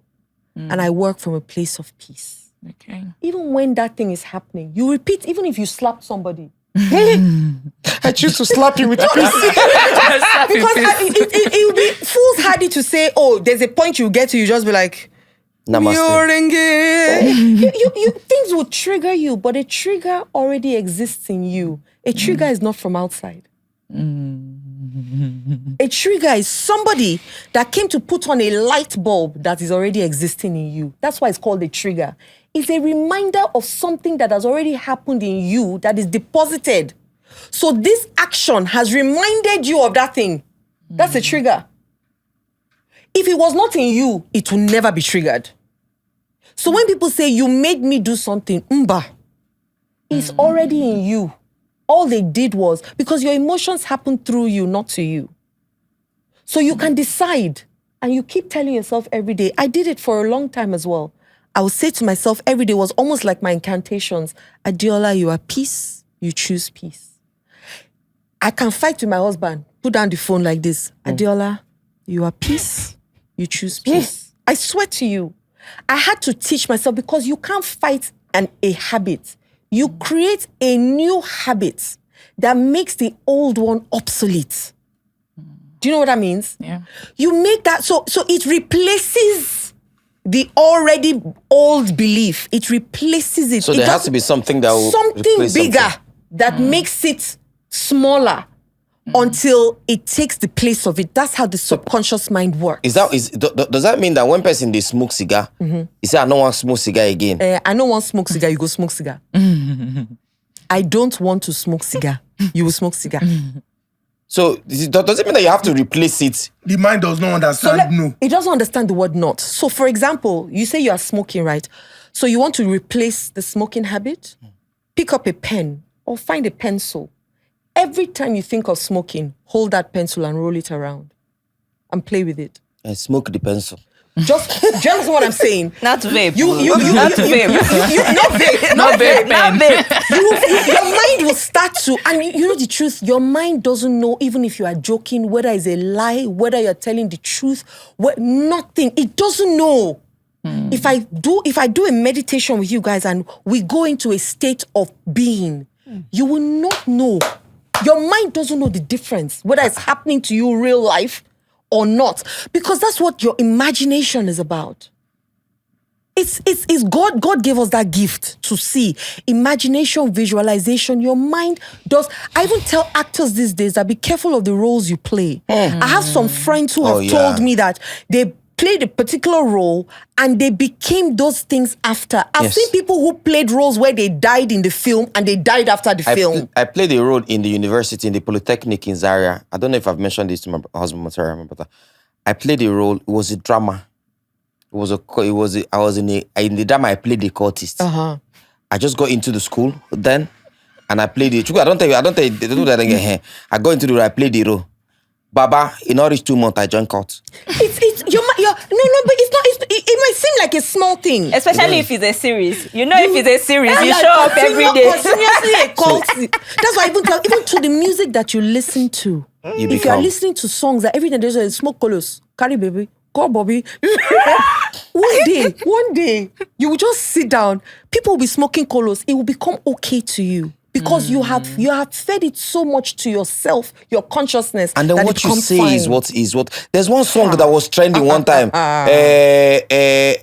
Say you broke. If I broke, now my business. If you broke, I never sang that song for once. I don't sing that song at all. I never sang. In fact, if I sing it, I change it. If I reach now my business. You understand? Is that, Mama? I won't say if you broke now your business.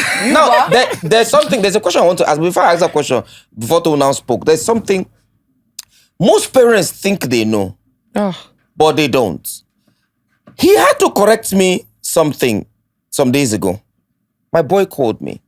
I was like, oh, daddy, I want this. Oh, I want to get this. I want to get that. I want to get that. I kept saying no. I kept saying, okay. I want this balloon. How much is it? Okay. Oh, no. Okay. Now he called me and say, Papa, tell her no. That last one, tell her there was something. He said he wanted an Apple Watch. iWatch. Yes, Apple iWatch. Not just for him. My rich dad. For him and his friend. And I almost said yes. It was him that now told me, guy, tell her and say no. Are you making up for something? Are you making up for your absence? So you're shy. No,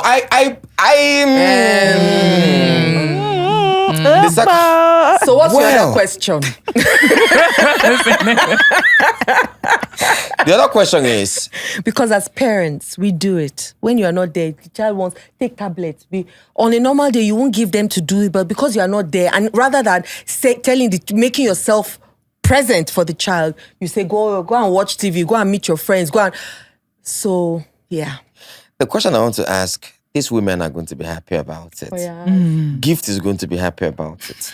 Stray Husband bullets, material is don't going to be just happy go. about it. Now the question is, do you think it's a childhood trauma, or do you think it's nature when a man tells you he can have more than one woman regardless of the fact that he has a one woman already? So I think anything will pass for anybody, right? And we're having this conversation earlier on. When men say it's a man's nature to have plenty women, I ask the question, is it mankind or is it masculine man? People say man.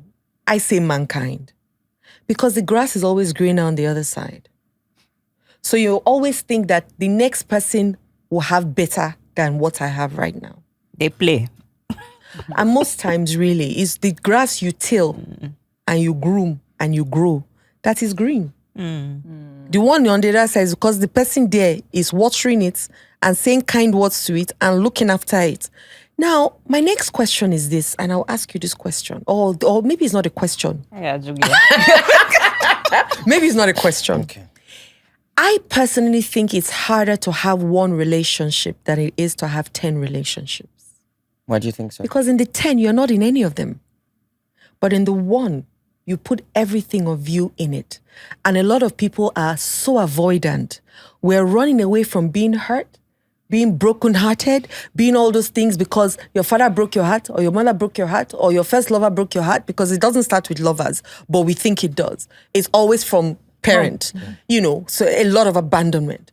So we look at it and then we then say, so me putting my everything into this relationship is much harder than having 10, 20 girlfriends. And half of the time, those 20 girlfriends, you are looking for yourself, a little bit of yourself in all these girls. So I actually feel sorry for men who women who hop around, because I know that they're completely empty. And they think these people can fill them up, and unfortunately they can't. So is it nature? It can be any nature for anybody if you choose that this is the nature you want to have. Because there are people who I know who have said, I would only invest in one relationship. And I will keep making sure that that relationship keeps evolving and becoming different relationships in one relationship. So you have them do role play when we're talking about sex. You have all kinds. You bring novelty into the relationship. You bring intentionality. You bring romance. You bring intimacy. It's much harder to do that. And your physical presence, you are vulnerable. You know this person knows of you. The person, when you smile a particular way, the person knows that smile is because of this. When you flicker your eyes a particular way, they know, that flicker. It's harder to have that kind of relationship than to, okay, I sleep with you. I don't need to bring any of me into it. It's not just my body. And take me now and ride me to wherever we're riding and then end it. So I think people have just made it an excuse to say, men, because women also have the tendency of being with 20 lovers. And do it well. In fact, just like men have the tendency of being with 20 lovers. But the question is, can you bring everything of you into one and make that one the most beautiful relationship? So are you trying to say that man that's got love women, he's running from something? Of course. Why are you jumping from bed to bed? What are you looking for? What's lost that you're looking for in these women's bodies? What's lost? They will tell you that a man I think look at the man in him is coming out. Keep going. No, they will tell you that a man can love more than one at a time. Or they will tell you that you only love one person. Every other thing, sex is not emotional. A man can just choke prick and come outside. See, well, we have all kinds of nonsense ideologies, right? Because if you even understand what happens in sex, especially with orgasms, have you heard of this sexual transmutation before? Have you read Think and Grow Rich? And Napoleon Hill talks about there's something that happens when both of you come. That's where I believe they say man and woman become one. Become, yeah, I know. That's where I believe they talk about you becoming one. You become one in spirit, soul, and body. Right? If you use that power well, oh my goodness, you'll be so successful in life, eh? You will not be looking for it in other places. Just like that person, some of that person has entered you. You too, some of you, husband and wife, you they look them like, you say, both of you look alike. Why? After a while. Because blood don't they enter each other, right? Imagine how many of those you are sleeping with. Mixing spirits. Dropping yourself. So one day you just walking like this. You'll be wondering what's going on. You will know that it's something you took from. Colos. And you just see people walking around like that too. That's just an example. But I'm telling you. So if we know what happens in sex, we'll be very, very careful. What of girls that now have more than one man? Hey, it's the same thing. I'm not talking about one person. I'm talking about all of the above. Both gender. Both gender. It's not just for men. I'm saying women too. I mean, see how God created us as women. How many can you receive? But I understand that some people do it for money, some people do it for livelihood, and I'm not knocking anybody. Some people do it for their ego. They feel like a whole me. I will not come and stay in the house with one woman. But How? if would you blame the way let us say it. Let us say this thing. The way a lot of women, the way they broke shame men, that if you don't have money, don't talk to me. Now, what do you now expect the man to do when he now has the money? He will have more than one now. Is that your excuse? Not mine. Excuse. Oh, sorry. The excuse they are giving them. You sound like you are speaking for No, it's not for you. It's for your friend. Not for my friend. For the general public. Okay. Am I lying? You are not speaking Men my are mind, who? but you are not speaking my mind, but you are speaking. Men are who? No, but me, I'm for one man, one woman. Fantastic. I But love continue. that. Answer my question. Which of the questions now? The one that they tell you that if you're not talking money, you're talking nonsense. So I think, unfortunately, we've done a lot of disservice to men, right? Praise the Lord. And, and we have made men think that their essence is tied to what they're able to provide, and that's not true. Okay, so a lot of men are committing suicide now more than even women because of this pressure of providing. I think that when this whole provision thing came, let's even say maybe the Bible, right? The man provides for the woman. Those days, women were at home. They didn't even have telephones in those days. They didn't have cars. They don't have what we have now. Now, the economy is so different. The world is so different. You have women who are also going out to work, right? And so I personally, as a philosophy, Adeola, I believe that if I'm also able to bring something which is, it might not just be fine, because I don't believe that all you bring to this, it's just because money is tangible. But what you bring actually is more than that money that you are bringing. But now the man has been made to believe that all they're good for is what they're able to provide. And I'm very sorry to you all men from the bottom of my heart, to all you men out there, because that's not the only essence of why men exist. However, I think men also, there's this ego, and they believe that as long as I'm providing for you, you have no say. And so it affects them now when they're not able to provide, because now they now feel like you now have guts to speak because you are the one providing. And so it becomes a problem, right? So I personally think that every human being in your household, if you decide to have whatever, in my house, me and my husband sit down, what are the bills? How are we going to share it? What are you bringing? What am I bringing? Because I don't believe that they created him for my existence. And I don't believe that he should die for me. Because if he dies for me, I probably will marry someone else. And people will say I'm wicked. So I tell my husband, they didn't create you because of me. I want you to actually enjoy your life and enjoy it devoid of me, even whether I'm in it or not. That's the prayer that I pray for you, that you have money to look after yourself and enjoy your life. What do you have to say about many celebrities that are always coming online saying that for a man to even talk to me, he has to have 10 million, he has to have 20 million, he has to have 100 million? Some of it is out of trauma. to be honest. Because some people, I remember one lady I met, and she told me that if half of her ceiling caves in and rain is beating them, and her husband does not remove money from his pockets to fix that ceiling, they will live in that house like that. But she has money. I lost every iota of respect for her. Because not only are you stingy and wicked to that person, you are stingy and wicked to yourself first. They know me in my house. Something has finished. Okay, I have an account with a card that I give my house manager, and there's money there. All she asks, do I have permission to do this? I'm not waiting to call my husband to say, please send me, because I keep asking myself, what if I was alone? What would I do? Now, I'm not saying that that's also the best case scenario. Neither am I saying, because I'm sure some women will be like, God forbid, every money must come from him. That's fine. If you want him to die on your behalf, then go ahead. I don't want my husband to die on my behalf. That money might as well even come from him, because there's this person that I know. The husband works offshore, and they've been trying to change their house and, renovate the house. So the husband was off for 2 weeks at one time. They've never really done it. The husband was off for 2 weeks. She took her allowance.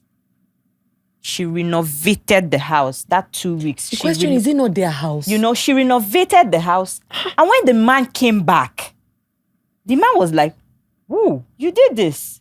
Okay, how much?" Because she was writing down what she spent. The man was like, "How much did you spend?" She said 10 million. The man gave her 20. I'm paying you 10 for the stress of doing this because I'm the man. It's assumed that I should really do Which this. is that but thing that she you said saw that I most was men- absent and you stood in. It's also a problem. So you men cannot be complaining about something It's that's also a problem. because you can't say, It's also a I had a problem. friend one day, he said It's to me also a that problem. my wife, I've given her everything, and then she'll ask me just for something small I didn't give her. She's complaining. I said, but you taught her that you're going to give her everything. Yes. It's also a You're the problem. one that taught her. If you told her from the beginning that we're going to do this thing together, then she will not assume that you're going to provide everything. Now, it's not to say that you cannot, but the idea behind, and we keep saying we are single, independent ladies. Why is the independence not entering our pockets? Why are we not ready to also show up for our families? Now, I've also heard women who said, "Oh, I've helped," and the man now was using my money to go and sleep outside. I've had friends like that. But guess what? That's not the entire situation. So the fact that it has happened 1% of the time doesn't mean that that's what gives 100%. So everybody, my own ideology, what I think is that we need to sit down as men and women now today and sit down and have a different kind of conversation. So there are instances where, people say, Can't remember. in the situation where it is the woman who owns the money, it turns out weird because the man has to deal with a lot. Whether it is a conscious act or it is unconscious, the man just feels triggered or attacked by the fact that, I'm not the one that owns the money. She provides and she wears the pants in the relationship. I mean, the popular situation now where, the richest woman, Black woman. I don't know if she's the richest black woman, but the richest woman in Nigeria. Folorunsho Alakija, after 30 years, she and her husband have gone their separate ways. And there are rumors that the man even moved out of the house. It is not a scenario that is popular in this part of the world because it is usually the woman that is thrown out of the house. I like that. Yes, it is the woman that is thrown out of the house, in quotes. What do you say to that? What do you say to that idea or to that understanding that when it is the woman that owns the money, the man would never know peace. He would always be on his toes because she would always rub it in his face. I think that's too general. I think that's a very general statement because I've seen some women who have more money than their husbands and nobody knows. The children believe that it's their father that has the money. So I think that's a general, and I think because that is so rampant, the first thing we think about, like you just mentioned with Mrs. Alakija, the first thing you think is because she's richer. There might be other things that we don't even know about. A lot. Right? That we have no clue that was brewing, that maybe because of this, they even stayed this long. So that people won't say it's because she has money. Maybe that relationship should have ended 10 years ago or 20 years ago, or maybe should never have started. Right? So I personally think that we need to first of all, ask, when as a man, when you feel triggered, I have an uncle who, his wife works with all these American organizations, and they have traveled to different places. My uncle decided that I will stay at home and look after the kids because your job takes us to all these places and you love the job and I support you. But these children also need support. So I'm a writer. I can write from home, right? I can write anywhere. So my uncle will stay at home and make sure the kids' homework is done and all of that. Now, what works for your family? Stop looking at what is working. Is that I better pass my neighbor that has damaged so many things? And that comparison is a thief of all joy. If in your household, you are the one bringing the money, the man, does he have to tell his friend that it's my wife that is looking after me? For the friend to now say, what? You mean? No, it's none of their business. Your household is running, yes. Your children are happy, yes. You and your spouse are okay, yes. But the fact that you now start to think about what other people will say. And also, I'm not saying that some women don't have a challenge with disrespect and all of that. But the question I always ask is, and I had this conversation with a couple of people, I think about a week or two ago. And somebody was saying that at a point in time, her husband's business was not doing very well. And so she stepped up to the plate and gave support. I said, whilst that was happening, what did your husband have to do? She said her husband, first of all, spoke to himself that his ego, he should first of all put it in his pocket. Because this woman is the one that is leading us now financially. Doesn't mean that she's the head of the home, right? Now she has more bread to bring to the table. What else can I bring to the table to give her support? So he was there emotionally for her. He would call her, babe, I know that you're late. You're going to come back late. What do you want to eat? What can they make for you and keep for you? When she comes back, he will rub her back and say all is okay. Now, he was not bringing finances.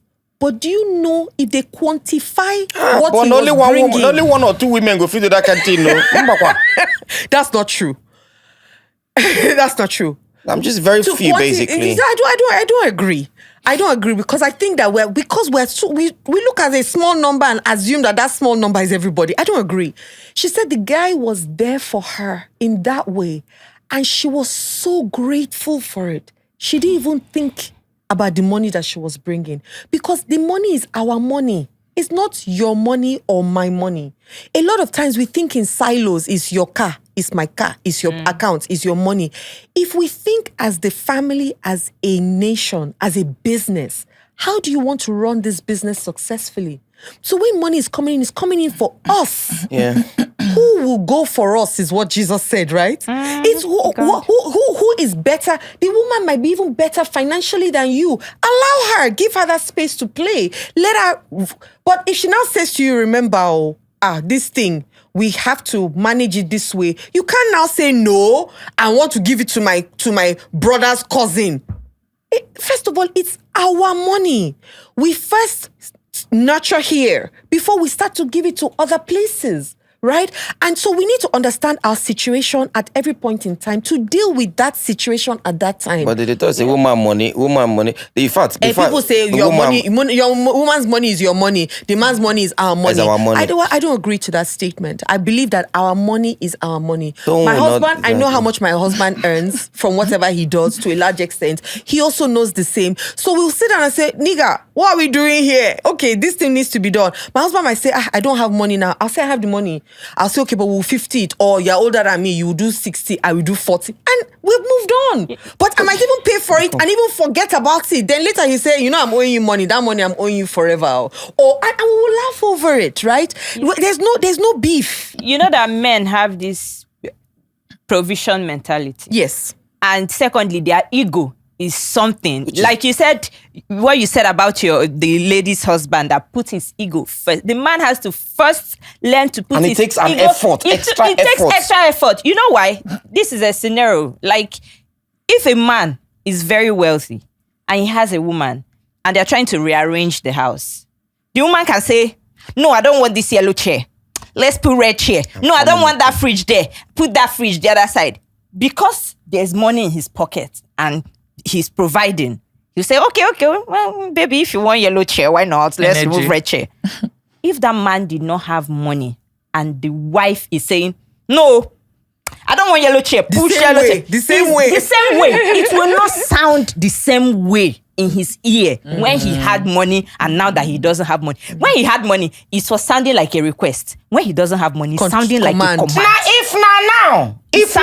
command. If now, Gen Z girls, I don't think any no disrespect to Gen Zs. I love all of you. We love all of you. But most of them, Gen Z girl, go back. Or even boyfriend and girlfriend self to take you out on a dinner. It don't they calculate them for you. Money where don't they spend for you? How? Why will I spend on a man? Why? That what rubbish is that? Am I brings me to the conversation. Everything you go to restaurant. He's paying them. You go to restaurant, now man go pay.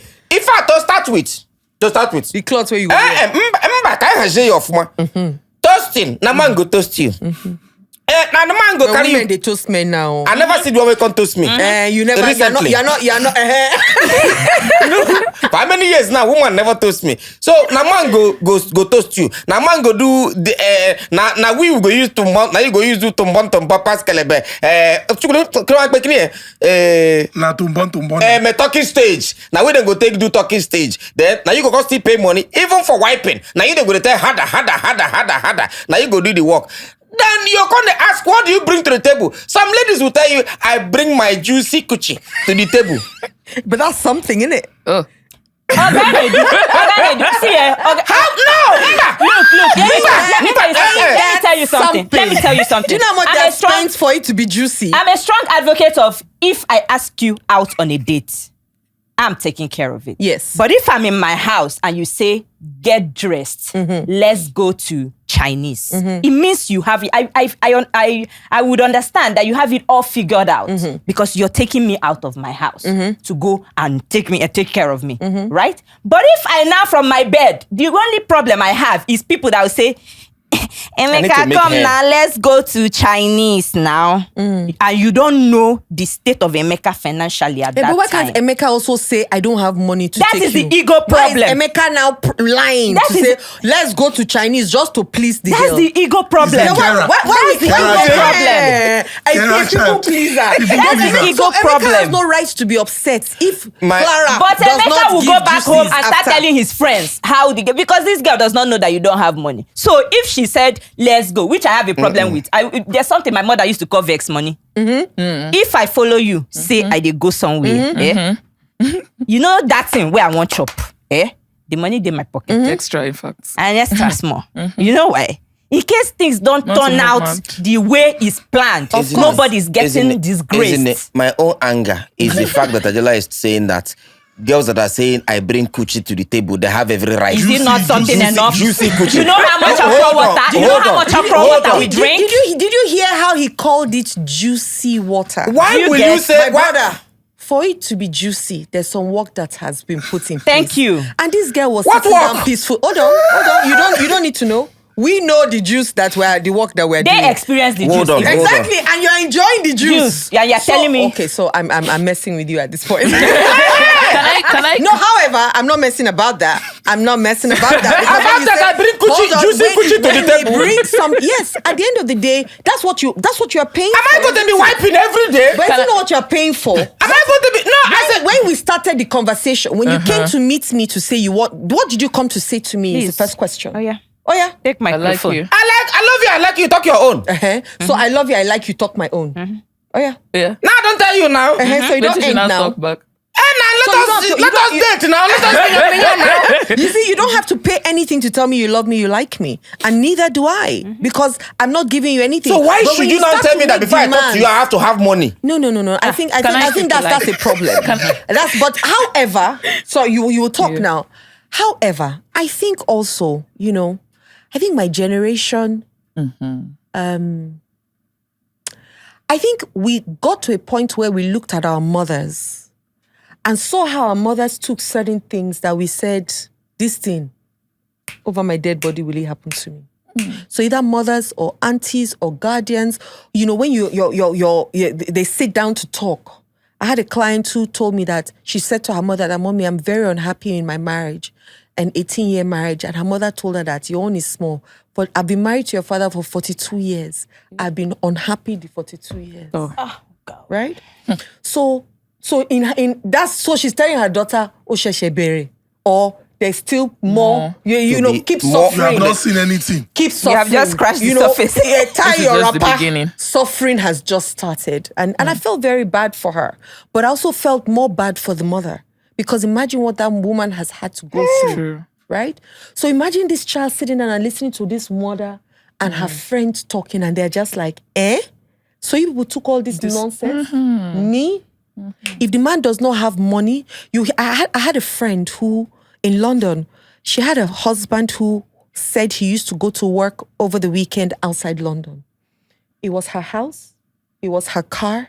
She was looking after the family. He wasn't really working. She had more money. One day, they'd had 2 children. She was pregnant for the 3rd. Somebody calls her, and it's a lady telling her that you are the one that is disturbing my plan with your husband. Yeah. The last 4 years, the job that your husband has been going outside London to do is me that is out his job. And he has been promising that he's going to marry me, but you are the one disturbing. He's not cuckoo sleeping with you, so I don't even understand what's going on.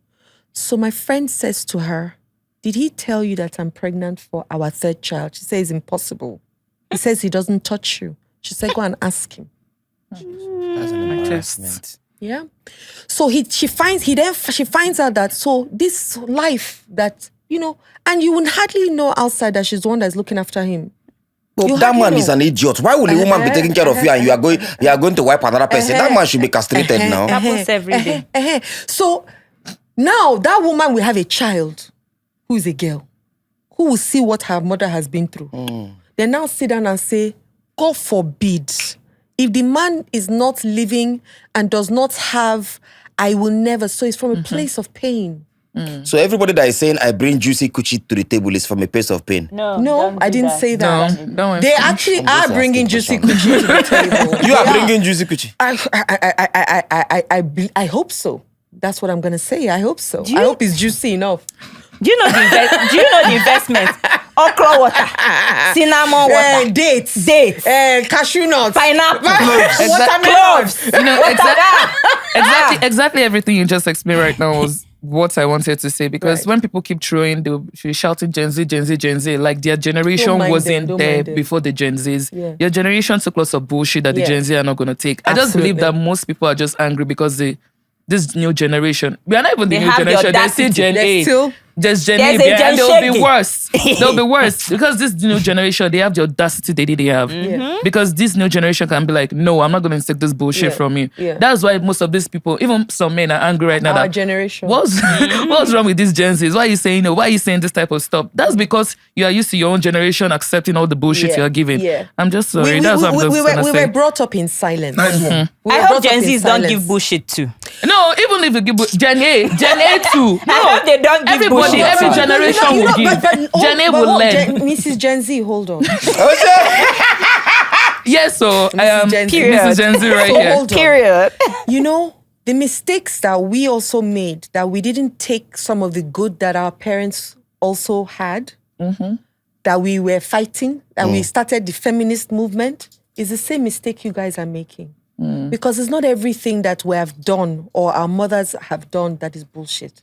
Right? No, definitely not. So you've got to look at, so you guys, rather than coming from a place of anger and losing and picking men that are hurting you guys a lot and vice versa, right? Because most of the people, you don't have that many people who have plenty money. So we're circulating the men. Circulating. So Generation to generation. Speak into the mic, ma. Speak into the mic. So there are not that many, right? So the men are in circulation, right? So what you actually are running from, you are running to more problem. Because anything also that you do from a place of war, once again, if you fight it, it increases. So what are the things that we've done that you want to look at? One, for me, I think I started to say that my mother or her generation, I want to look at it from a place of when they say unconditional love. Unconditional love means I love you in spite of. So could that be what they had? That in spite of what our fathers did, they were there. Now, did that in spite of cause pain for them? Yes. Were they able to, was there trauma? Yes. Was there brokenness and pain? Yes. But what could they have done differently? That's what I want to do differently. I want to take from some of that unconditional love, which states, I love you in spite of it, right?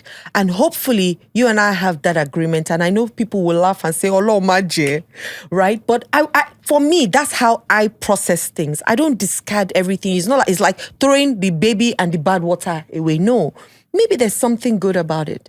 I want to look at it from that point and then say, okay, what can I emulate? Because you hear them say that our marriages now don't last 2 years. In fact, some people one day, I had a friend 2 weeks, he's married. In fact, they didn't even sleep, so I can't even call it a marriage, right?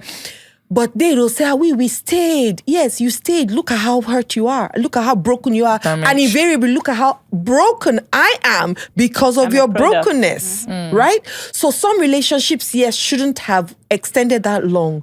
But I think Gen Zs really just need to look at it and say, okay, what is there one good thing that these older ones did that we can add and not come from a place of anger? And hopefully these brothers and his age mates, they will not be too. They don't finish them. They're the ones at They the club. don't finish them. They are the ones at the club They right want now. you. They're just not ready to be as intentional and put themselves in it. So you guys keep doing what you're doing. Maybe it will push men, but the truth or is, women also, in being more intentional in creating a good relationship. Adeola, the truth is, most men, there are two things that you said. One thing, not really a thing anyway.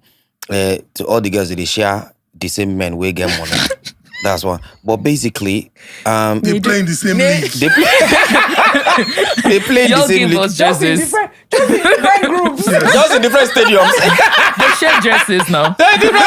Just in different stadiums. Now, basically, what I'm trying to say is, the Gen Zs as well, or not Gen Zs, the ladies as well, generally, should also understand that most, just like mankind, like you say, men and women alike, yes. everybody's dealing with a trauma that you do not know that you're dealing with. Now, some of the things that you're using to say, oh, if this man not do this one, it might be a trauma that you're going through that you do not know. And you demand that they say, any woman who want marry, oh, she must know how to cook. Subject. She must submit. She must subject. You might be dealing with a trauma that you do not know. If you like, agree. If you like, not agree. Absolutely. Just like Adeola said, what you fight, you cannot solve. Come from a place of say, okay, Be an investigator. you understand. Ask questions. Open. That's what I had to do. Why do I feel like my husband has to kiss the ground that I'm walking on? Why does he have to consistently, admire? Why? Why do I feel like people around me just need to be about me? Why is it only me? Those are the questions I started asking myself. Why is it all about me? Why am I upset that because I gave him support, he's not admiring me? Why? So it was those questions. And one day I said, God, I refuse to be the breadwinner of this family. I refuse to believe that I'm the one that will save this family, because I started asking myself questions and opening certain things to say, okay, so this thing I said, okay, through therapy. I had to go through therapy. But to some extent, some might look at it and say, it's not a bad thing for you to expect your husband to love you or to give attention to you or to always give you words. Some hide under the fact that, it is my love language. I love words of affirmation. Who created the love language? Is it not somebody that wrote them down? Is it not somebody that wrote a book and says gifts? Acts of service. Touch. It's somebody that wrote it now. My husband's love language is freedom. Is it inside that book? That's my husband's. That's his love language. My love language is peace. Talking about love languages, a deal breaker for so many people in relationship is infidelity, cheating. But some people say that you can, get help and you can heal. In all honesty, is it possible that a relationship that, has gone through that phase can can heal, Yeah. number one, and then become normal again. I mean, they just lie to themselves. I mean, they just Honestly, anything is possible. If both people decide that they want to, they first need to even agree that they've done a wrong. Now, what people don't know is heartbreak is almost like how it feels in people, especially when they have put their trust in you. It's almost like your heart is about to really, really tear out. I don't think the person who does the stepping out knows the extent of the hurt that happens to the other person.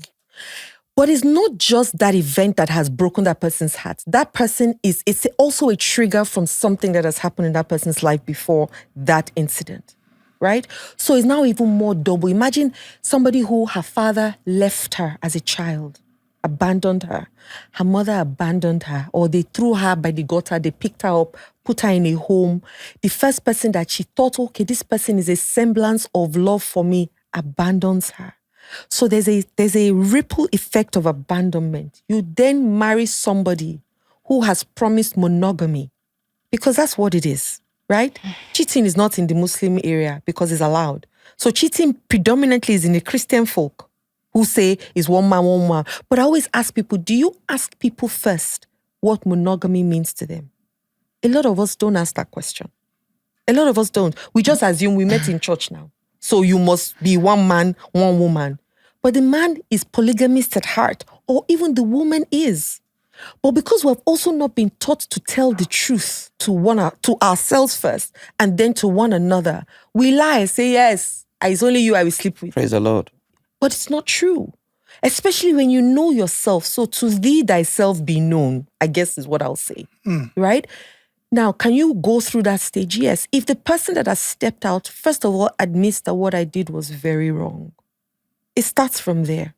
And then then of course you go for counseling and therapy together. Because if that woman, for example, has been through, and because it could be the other way around, sometimes it's the woman that steps out. If that person has come from a lifelong experience of abandonment, and then this now happens, it's almost like I've been stacking up the cards and then all of a sudden, all the cards come crumbling down. It can feel like you are literally about to die. It's that painful for some people, right? You first need to agree that what you have done was wrong. And then we then both need to agree that I also need to also say that I still want to be with you because I have a choice of saying no. But if I decide that, okay, maybe it happened once, maybe it was the spur of the moment. The truth is, the things that connect us, the heart is a very stupid thing. Very stupid. If you base your life on your heart and your feelings, you will end up in the dustbin. Dustbin. Because it's very fickle. 1 minute somebody gives you biscuit, you're happy. Then they take away the biscuits, then you're sad. How do you live your life like that? So in a relationship, it's the same thing. If you both, if the guy there or the woman says, look, I did this because it met so need, you might never understand it. But that person understands why it happened. And yes, they now see what their action has done to you as a person. And because they genuinely love you or they genuinely want the best for you, they're saying, look, I'm very sorry. I didn't know this would happen this way. I maybe allowed certain conversations that I shouldn't have allowed. Or because cheating also means different things to different people. Some people just text message, they're cheating. Some people is kiss, they're cheating. They say, but we didn't have penetrative sex. Some people, so what does cheating mean to you also? And then the secrecy behind cheating, I think, is also the big thing that hurts people. So they now start to connect it that, that yesterday that you said you were going through, so that means so it now further breaks you down. If you also have a low self-esteem, then it will finish you completely. And a lot of us are battling with low self-esteem. We don't feel worthy of the love that we have. How many people will tell you look good and you say thank you? A lot of people say, me, this hair that I did 10,000 naira. We don't even know how to say thank you. We don't know how to say thank you for just little things like that. So it's the same thing in our relationships. We go into these relationships expecting that it's Nedu that will fill my cup up of how I feel about myself. But Nedu is still trying to look at his own self. He has not even finished himself. Then he's now me. He wants to feel the He's cup. now me. He now wants to fill his cup. Nedu is half bottle. No, more. Sorry. I'm just I saying. know, I'm just playing. I'm just saying that. You might be half bottle. Me, I'm empty. By taking Nedu adds all his half into me, I'm still not full. But Nedu has given everything of his. But I can't see it because Oh, I I'm won't still do. not full. I think laughing at your half. I think that's how people There's this thing that you've said. I've said it a couple of times to some people that I cannot even remember who they are, but I cannot count how many times I have. You see somebody, you go for an event, somebody talking to you, you see somebody, you're like, you're really pretty. This one, it has happened to me. You hear me? No, that one I don't hear that. And then the last one that happened, the girl was like, now wow, you where they see finer girls in your. As I'm like, but I'm talking about you. Why can't you just accept the fact when I'm telling you that you're beautiful, imagine that you are. It means that Beyonce is not here for me to tell Beyonce is beautiful.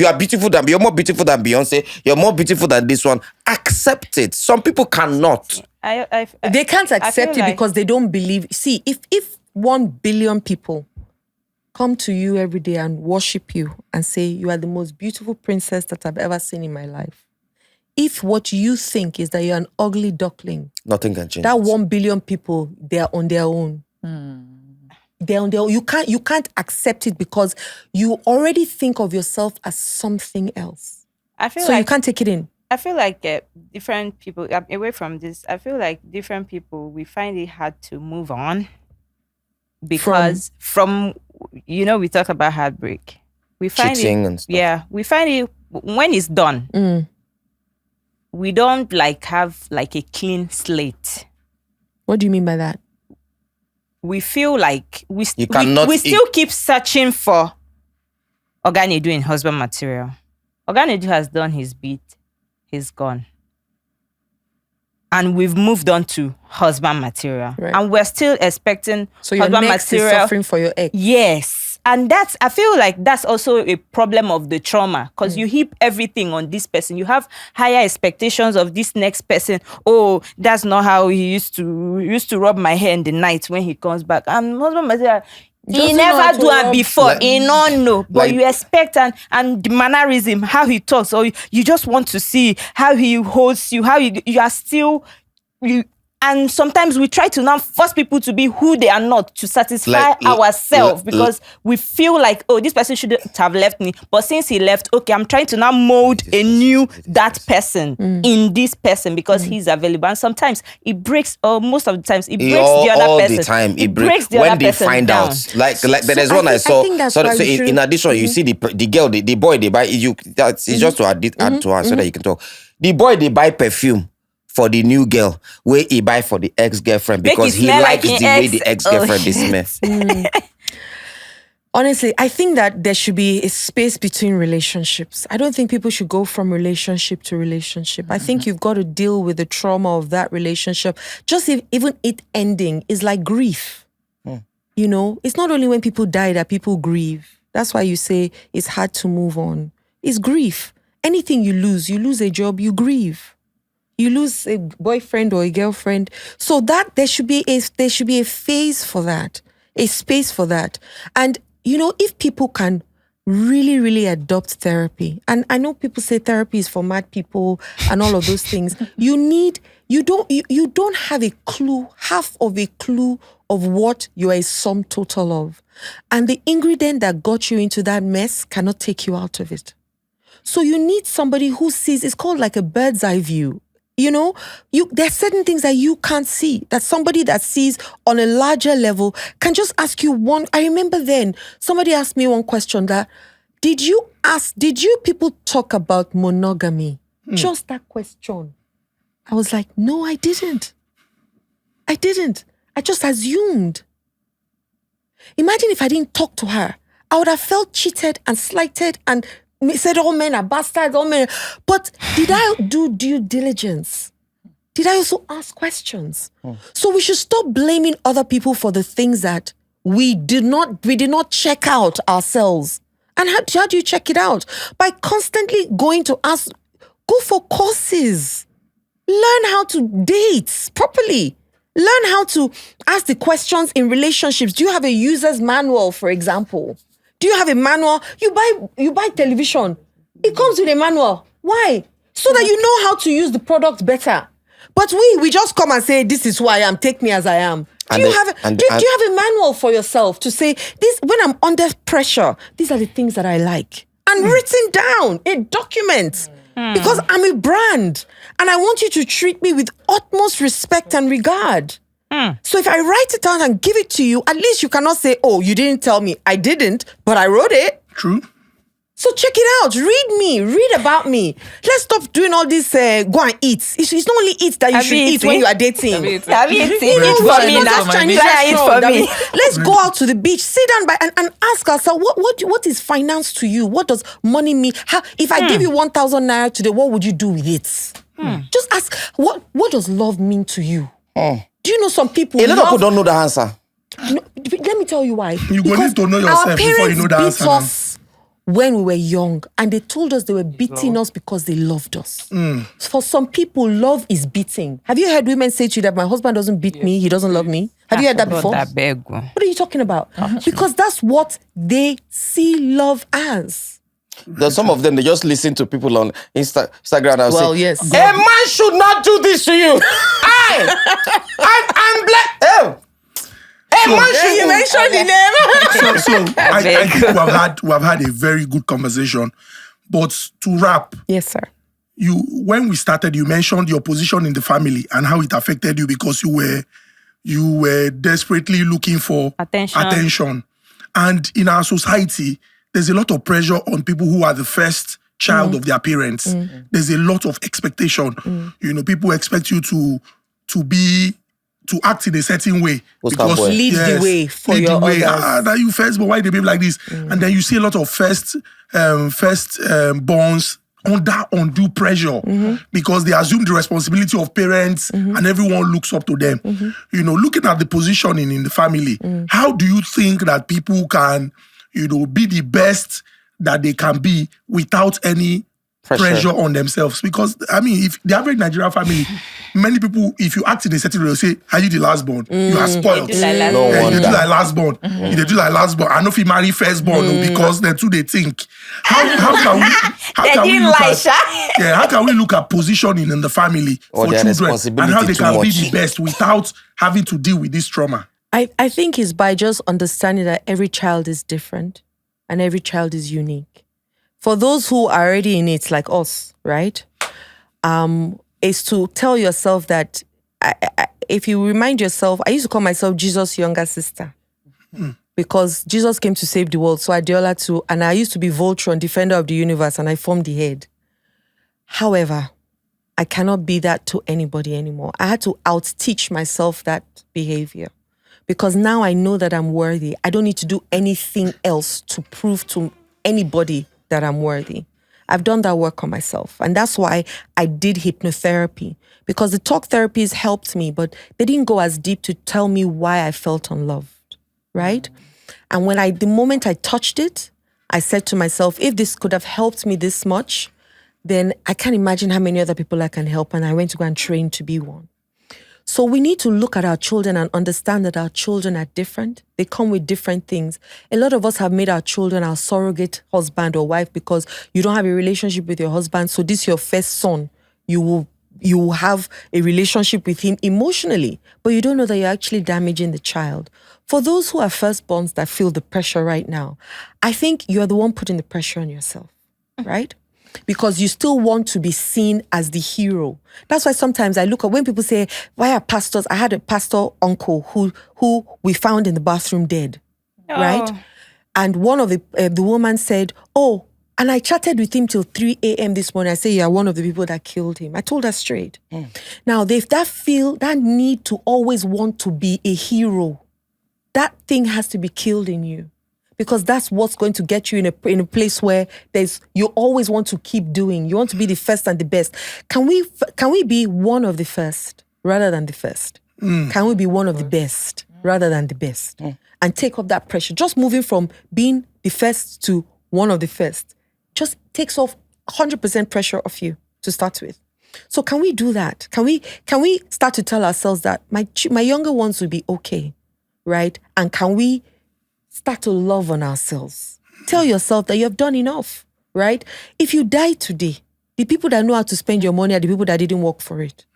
Hell, that's tough. They will withdraw it once. Anyway, what a better place to wrap the show for today. I want to say thank you to Adeola. Thank you very much for coming. God bless you. Let me hand it. In fact, I'll material over to you. Thank you so much. I mean, a lot to unpack, and I'm very certain that we've all learned a lot. Remember, now you be the first person when go rescue yourself. If you admit, the admittance, if you admit that, you're not perfect, there's a problem, you go begin to find solution to that problem. Then if you try as much as you can to begin to heal, and then you can begin to make impact. Now your hand day, basically, your happiness is not tied to somebody else, and your life is in your hands to direct and, just get the very best out of it. Thank you so much for your time and for sharing this much wisdom. We're really very grateful. May God Almighty imbue you with even greater wisdom to impact lives positively. Amen. Thank you so much. Gracias. A round of applause. Great episode. Obrigado. Thank you so you. much. Thank you. Thank you.